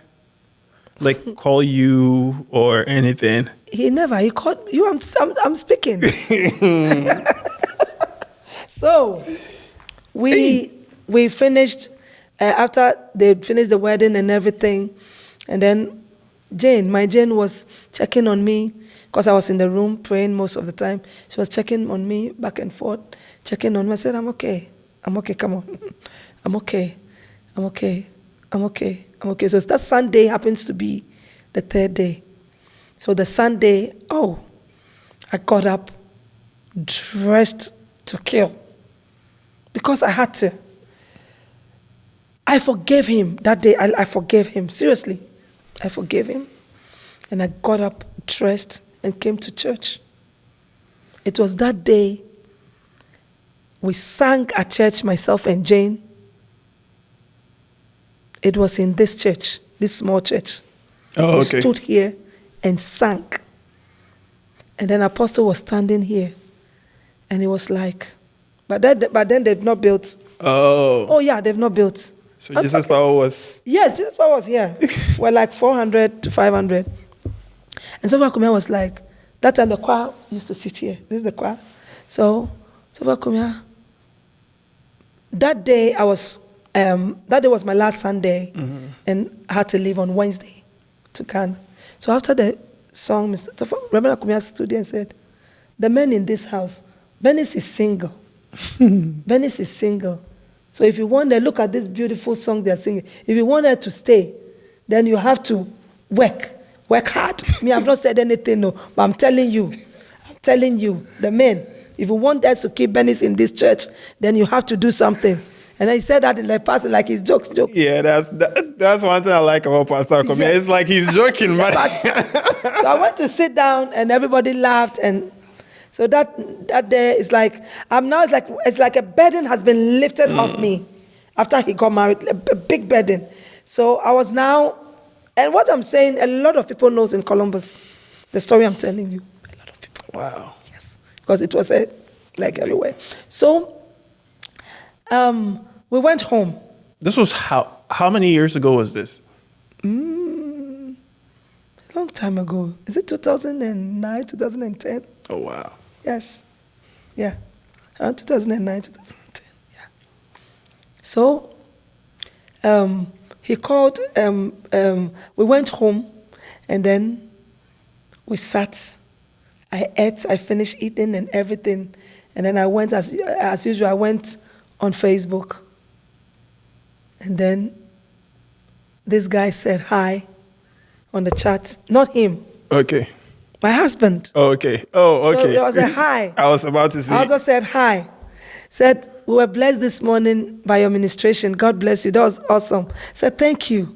He said, Pastor said, we're chatting. Pastor said, you were leaving. Why are you leaving so soon? Said, don't worry, we'll come back. We are leaving. We go and come, so we'll be back. Said, okay, we'll miss you. Then, can I have your number so I can call you? I said, my number over here. Said, yes. Oh, right now, if we can talk. And then I went to ask the lady, said, I don't know, one guy in the church, just we were chatting, said he wanted to call. Can I give them the house number? The number. She said, yes, give it to him. So I gave it to him. Oh, just upon giving it to me, he just called. Hey. I picked it. Said, hi, we're blessed. God bless you. I'm a fan. God bless you. You're blah, blah, blah. Then he was like, Pastor said you're not married. So we started, and I said, yes. He said, really? And when do you want to marry? I said, Pastor said I'm not married. I don't have anyone. Oh, okay. Okay, I'm also not married. And then the next question I asked him was, are you proposing in disguise? I wish your husband was here. and then yes. And then he laughed. He was like, no, I just wish if we can be friends. But it's like, he was going straight to the point. It's like he did not come for games. Yeah. I said, well, he said, so I want to see if we can start something, we can date, blah, blah, blah. I told him I'll pray about it. I didn't say yes, I said I'll pray about it. So he said, okay. So I spoke with my about it. I pray with her a lot. Mm-hmm. And I sent him the guy's picture. I said, let's pray about it. This is somebody I've seen, blah, blah, blah. She said, well, he's okay, he's noble, he's nice, and I can see he has a good spirit. With my instinct, he has a good spirit. So let's pray. So he started, so the following day he called me, we chatted, that's on Monday. And then on Tuesday he called. So he was calling every day till the Wednesday. Wow. So when I was about going to the airport, he came. So he took me to the airport. Wow. That was the first time you guys met? That was the first time I saw him. Even when I was talking, I'd never seen him in church before. Mm. So, when he said that, when the lady said we should pray about it, I came to Reverend Akumi and I said, look at this guy, there's a picture. He said he wanted to, Pastor said, well, he's very committed. He comes to church. And Pastor showed me where he sits, and he stood. this middle seat, that's where he always sits. My pastor said, but I don't know him. I see him in church, very committed. He comes to church, very committed, regular, everything. But I don't know him. But my wife is closer to him. So you can ask my wife. So I called Mama. No, I went to Mama Linda and asked him. Said he's a good person. He's a friend. He doesn't like talking. He's very quiet. He doesn't have friends. So he's a good person. You can pray about it. So on Wednesday he came. We went to the airport and then I had to go back. So when I went back, we started talking. So I came back because I was coming every year. So the following year I came. But then we were talking. So it's like I gave him a yes. So we started talking till I came to visit again. So when I came to visit, he told me he wanted us to settle down. So my husband was doing everything so fast, like everything. It's not here to joke. Yes, no. It's like he's like, get the money. Let's go do the knocking. So we sent the money to the north to my dad. They had to buy cola and stuff to do the knocking and everything, and then people went to my people. Like, they did everything, and then he gave me some money to go do shopping for the marriage and everything. So I did everything. We started counseling, everything. I did everything. We fixed a date. So the long and short of it, we dated for 2 years. Wow. I dated because it's like I was there, he's here. So, yeah. So we dated for 2 years, and we got married. And when God says, before, right, it was after I remembered that prophecy. One man of God prophesied. We went for a program, myself and Jane. And then the man, he's called Reverend Hehemeku, Central Gospel Church, Techi branch. Then, I don't know which branch he is now, but he was in Techi branch. And then he invited us, and then there was this, I think it was him who prophesied. He said, I'm mentioning his name because I remember. He said, there are 2 men in your life. That time Isaac was there, the guy, our bassist, right? And then this guy. But by then I had broken with him, but he was in pain. So yeah, but I had broken with him. But then this guy was there. So he said 2 guys. So I clearly knew it was this and that. And it was like 2 guys, but God says none of them. Oh, wow. It's your husband. God says your husband, when he comes, he will not appear the way you want or the way you had planned or your husband to be.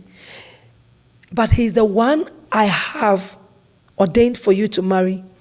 And he's a man who asks you, have you done your quiet time? Have you prayed? Did you study your Bible? Blah, blah, blah, blah, blah. He told me that like 15 years before. Wow. Long time. Wow. You know when I remember the prophecy? When? It was when I started dating my husband, and then when he calls me, the first thing he would be asking me, meaning, have you prayed already? Now, why your quiet time away? Have you done your quiet time? He asked me, and then one day I was like, please, stop asking me this. I became a Christian before you. I knew I have to do these things. It was that day that I realized and remembered the prophecy. When God says it, to surely come to pass. It can tarry. It will surely come to pass, unless God did not say it. So I remembered, so I said, oh, okay. That's why, but it's too much. Because of you have to pray. You have to pray. He was like the man said. So that also gave me a confirmation. So we started this journey. And God is my witness. I can never ask God for anything more. This man he has given to me. What does he want from me? I do what I like. He doesn't put pressure on me. He doesn't pressurize me. He doesn't enforce things on me.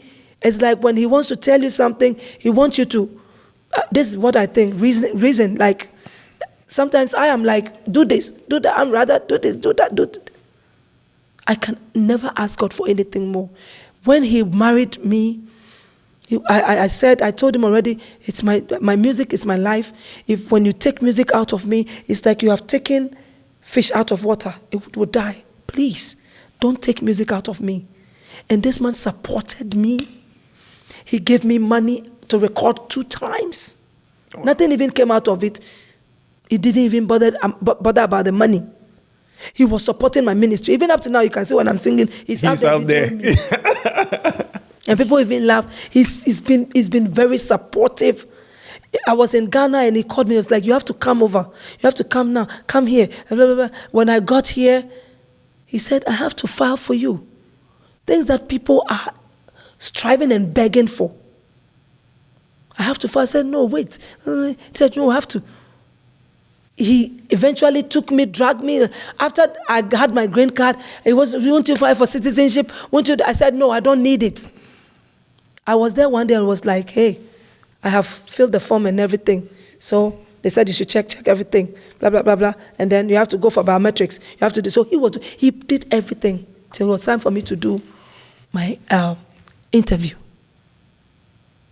It's like everything. My husband was, it was like he was ready to do everything for me. He was helping me in everything. He was helping my family in everything. Up to today, up to now, I'm not stressed. Some people get stressed in marriage. I am not stressed. I don't get stressed. I am happily married. There's no marriage without like quarrels or without hitches. Yes, they are there, but it's the normal ones. There are normal ones that happens. But I can say I'm happily married. Even though we have this. I would say spiritual marriage thing is real. It will hit in here and there, but we are sailing through. After the marriage we've had, people dreams, blah, blah, blah, had a dream, separation, and never, but it's been tough, but because God is in it, we are sailing through. Today, for instance, I called him and I was so tired. And then when I woke up today, I was like, hey, today, my husband left without praying with me. Said, this is the first time. This is today. Sometimes when I'm even asleep, he'll come and hold my hands. And then he'll pray. And then I wake up and see him praying and I'll sleep again before he leaves. So today I was like, I did not. So when he called me around 10. And I told him, I'm now going home to dress up and come for the interview. And I said, hey, today you left without praying with me. I said, who told you? You were asleep, you didn't even know. You were so asleep, you didn't even know I was praying with you. Wow. You didn't know I was praying. I said, really? He said, you were fast asleep. I said, really? So, this is the kind of man God has given to me. And people can be talking about their marriage and they'll fake. God knows I'm not faking. Like I said, there will be hitches here and there. But overall, on the whole, I am satisfied. And I don't think I would have gotten that satisfaction in all the other relationships. No. My husband shields me from family. He makes sure his family, none of them will talk to me anyhow. He makes sure he doesn't expose me too much to them for them to maybe. He's very careful when it comes to me. He protects me, he shields me, and I know that thing about him, and I am happy God gave me that gift. I am happy. I'm happy. I have a question. Okay, go ahead. So did this guy call you back? Yes, so I haven't forgotten. So I didn't even finish that. So when I finished everything here, by then I had met my husband and I went back. Mm-hmm. It was after the fasting, after I had sang, my husband saw me and I said I was praying about it. And then I went back to Ghana. And my church, they honor me a lot. my friends called me and they said, Bernice, we know Word of Life people love you, but we never knew they love you this much. Do you know a lot of people were waiting for you before they can accept what this guy told them? Do you know most of them, almost all, they didn't even go for the wedding. Oh, wow. Oh, and the guy goes to the same church as well. We are in the same church, the same choir. Hey! This guy. The same church. Yes. We're in the same church. So my friends called me and told me that over here. So, but when I was going to Ghana, I was still slim because I was a very plump, very big person, but I was very slim. I was very slim. Broken heart is not a good thing. Yeah. Yeah. So I went to church, and immediately I get to church, whatever, even up to today, they'll give me the mic to sing. So the guy was there with a wife. And then when I got there, my friends, you know my friends too, I have a group in the church, my friends, very loud people, very loud. So immediately I got there, they started making noise. So I went and sat, and then I was invited. When I got the mic, I took the microphone. One of the songs that my pastor loves, and he loves it when I sing it. You may be down and feel like God has somehow forgotten that you are faced with circumstances that you can't get through. Right now it seems like there's no way out and you're going under. But God's proven time and time again, He will take care of you. He will do it again. He will do it again. And that was the song I raised. The whole church, everyone came. Some were crying, some were very emotional. And then I finished, and then I thanked everyone. I didn't say anything. And I thanked God, I thanked my pastors, and everyone was so, that day, like, people were so happy for me. So I decided I will not wait till church closes. You don't want any scene. I don't want him to come to me. I know he will come to me. He will come to you. He did. So after that, when they started and they were about to close, offering time, I just took my bag. Even I had planned with my friends already. I took my bag and then exited the door. So when I was leaving, somebody called me, and then the person was talking to me. So finally, they closed the church. They closed. And then when I was standing there, I was trying to avoid him. So I was talking to, because I knew when he comes to me, I can't say I won't talk to him. I'm not that type of person. And my friends will whip me when they see me talking to him. I was telling you, people are not born again. They said, come on, what is born again? So when we closed, and God had made me, I was looking good. Only I was so slim that people don't know me to be that. Yeah, so I went out, and then I saw the wife came to me. I didn't know her before, but I seen pictures. So she came to me and she was like, hi. I said, hi. It's like, I've heard so much about you. You sang so beautifully. But she doesn't know anything. She didn't know? She didn't know. I'm telling you today. Even up to today, I don't even know if she knows. Yes. Yes. But that one is for another time. So she said, you sang so beautifully. I said, thank you. You have a nice one. I said, thank you. Thank you. Maybe when she listens to this, maybe she will know. Maybe with this she will know, but I don't know if she knows. But as at that time, I knew she didn't know. So she said, I said, thank you very much. And then my friends were like, come on, let's go. I was going, and then this guy came. Hi. I said, hi. I said, welcome. I said, thank you. So when did you come? I said, I came yesterday. said, okay. So, and then I left. I went home. I was then staying in Spintex, Sakumono. So I think he called. I did not pick. He called, I did not pick. And then he called again. And I picked. The first thing I asked him, what do you want from me? What do you want from me? I've forgotten what he said. But I was in the house, and then he knew the house. So he came there with one of our friends. So immediately I saw him at the door. I asked him, what do you want from me after all that you have done? So he had the nerve to show up at your place. I don't know whether it's a nerve or not. He had something. I don't know whether it's called a nerve or it's called God's nerve or whatever.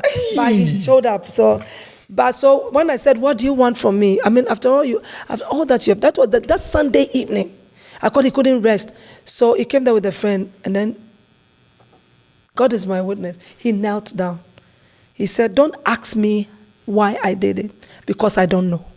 Don't ask me how I did it. Don't ask me reasons.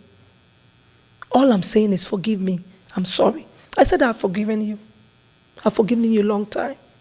I'm okay. I've forgiven you. It's okay. I've forgiven you. Because I forgive you a long time. I think that's why God gave me this wonderful man to marry. Because if I had bitterness in me, I had strife, anger, and I'm all embittered against myself, and I don't think God would have given me my husband. I would have missed it. Because bitterness is not a good thing. You have it, you will lose a lot of things. But I forgave him. Seriously. And I'm a type of person that I easily forgive. Sometimes I ask God, why did you even create me like that? And I'm the type of person that when a thing happens, I want to speak my mind and forget about it. If I don't speak, but if I speak my mind, I'm okay. So I told him, I've forgiven you. I've forgiven you. Long time. And this thing I'm saying, I know a lot of people know about it. Yeah. I know a lot of people know about it. So that was my story. Unless you have a. So when I said, in fact, what he said made me zip up. Like, don't, because what I was going to ask him, when you were leaving me that day at the airport, France airport, I've forgotten the name, de Gaulle Airport, Charles de Gaulle Airport. When we're leaving there, you went on a different, gate. I went to a different gate the same day because I was coming to US. You told me you were going to school. I didn't do anything to you. I mean, what I did now, break up with me. Why? Yeah. Why didn't you gather the courage, the nerve to break up with me? And then what pains me most is that when my friends were telling me the truth, you said it wasn't. So he said, don't ask me why. Don't ask me why I did all those things. Because I don't know why I did it. Don't ask me anything. I don't want you to ask me anything. Just forgive.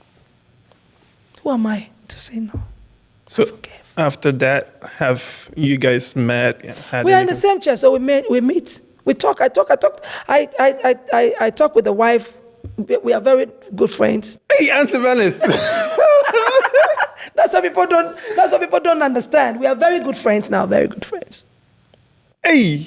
Very good friends. That's what I'm saying. I don't know whether the wife knows or she doesn't know, but we are very good friends. Sometimes when I go and I'm giving stuff, I give them. Like I go there with my charity stuff, the rice, the oil stuff, I give them. So you said this was for 7 years? Yeah, we dated for 7 years. Yeah. No, you are a different breed of human being. Me, myself, I don't understand myself. Yeah. I do not understand myself. One thing I would say is like at times people that have good heart, people take as for granted. They do a lot. They think you would think that I was listening to something yesterday by Eric Thomas. He said, you would think that when you are good, when you have the best intentions, when you care about people, when you will go all out for people, they would treat you the same way. No. But people will look at you and think that, no, this person is stupid. This person is foolish. They take your leniency to be your weakness. Yeah. And they just take advantage of that. Yeah.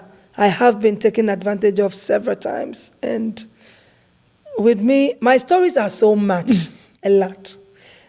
But in all, I think that is what keeps me going. I easily forgive. So all my friends, even here, some of my children will tell me, as for you, Auntie Bernice, you easily forgive. When people hurt you, it doesn't it bother you? Doesn't I said it bothers me. But if the person is sorry, what would Jesus do? What would the WWJD? What would Jesus do?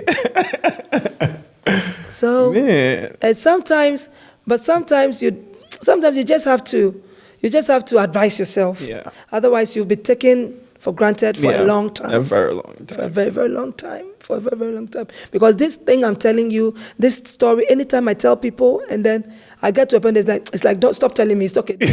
I never finish with people. It's like, I'm mad already. Don't stop. I'm here very mad. If I were older and you were my younger sister, the way I would beat you. I know, right? I know. Because my mom was admitted. My mom got, and then I remember those times. One of my aunties called me. I never knew my aunties. Some of them were watching me like that. She called me, and when it happened over here, and I was here crying, she called me. Said, Bernice, I've never called you, but we've all heard what has happened. Your mom is recovering. She's fine now. I know you'll be crying. Stop crying. You know God. That statement, up to now, I never forget it. She said, you know God. Because you know God, God will put a smile on your face. I'm not saying don't cry. I know you are crying. Maybe you are still crying. Cry, but don't cry too much. You know God. The God you know and the God you are serving. I know. I see how you serve God, how you handle stuff, things of God. This same God will put a smile on your face. And then, so it was later I came to Ghana, and then I went to Ghana and I mentioned the guy's name. I said, whose name are you mentioning over here? And then I laughed. Can't I mention the name too? Yeah, so initially they were all, but now I've made all of them forget it, because even when I go to Ghana today, I'll go there. I go there, see him at church. He's still there with the wife and the kids. I see them. When I see him, hi. Yeah. But I think one thing we can also learn from this is, like at times what people like this do is there's something called gaslighting. Mm-hmm. Gaslighting. They make you feel like you are crazy. Like, yes. And they take you away from your friends, your core people. Yes. And then some of us. That's the advice. when you are dating a guy, who wants you to close all the doors to your friends, be careful. Yeah. Be careful, because they might know something that you don't know. And the guy is smart. Or the guy will be closing all the doors so that when he's pinning you, no one will come for you. Yeah. So be careful. Come on, you have a mind on your own. So if your guy is telling you, I don't want you to talk to this person, I don't want you to listen to this, use your mind. Exactly. Use your mind. Yeah, you have to use your mind. Especially when you are not married. And when you are not married, you are dating a guy, don't do things that married people do. Because there might be a breakup, and when the breakup comes, it will hurt you so bad. Yeah. Don't do it. So true. Don't do it. So, and then when you are in a relationship, open your eyes. Yeah. Open it wide like that. I like what you said, and it goes with a quote that I've read in the past. It said, don't fall in love, because anything that keeps falling over and over will eventually break. Yes. But learn to grow in love. Yes, go and walk in it. Walk in when it. you see a stone, you can dodge. Yeah. Anything you see, you can dodge. you can just jump, or you can just jump and pass. Exactly. Yeah, but when you fall, it's like with the women falling. So we always hurt. Yeah. Either your head, when you fall, you don't know whether your head will hit. And at times, by the time you meet the right person, you go with all the injuries and the baggage. Yes. And they don't deserve. They are the good people. They don't deserve. Yes. You go with all the paranoia and all the anxiety and all that baggage. By the time you meet the right person, a lot of marks, scars everywhere. Yeah. So it's like your life is not attractive anymore. Yeah. It's like you go in with a lot of scars. And going into marriage with those scars, you have to be careful. Yeah. Yeah. So some are even not scars. Sometimes you even enter into it with some of the wounds. The wound is there. It's not even healed. Yep. You enter into it. And then you end up worrying your partner to help you dress the wound. You didn't cause. And at times you even blame them for certain things that they didn't do. Once bitten, twice shy. So it's like you see something closer to what you went through. It's like, hey, maybe it's not even the case. Yeah. Wow. Yeah. Auntie Bernice, thank you so much for this podcast. It's been very impactful, and I know that it's gonna bless a lot of people, and hopefully a lot of people are gonna watch and their lives are gonna be transformed. Yes.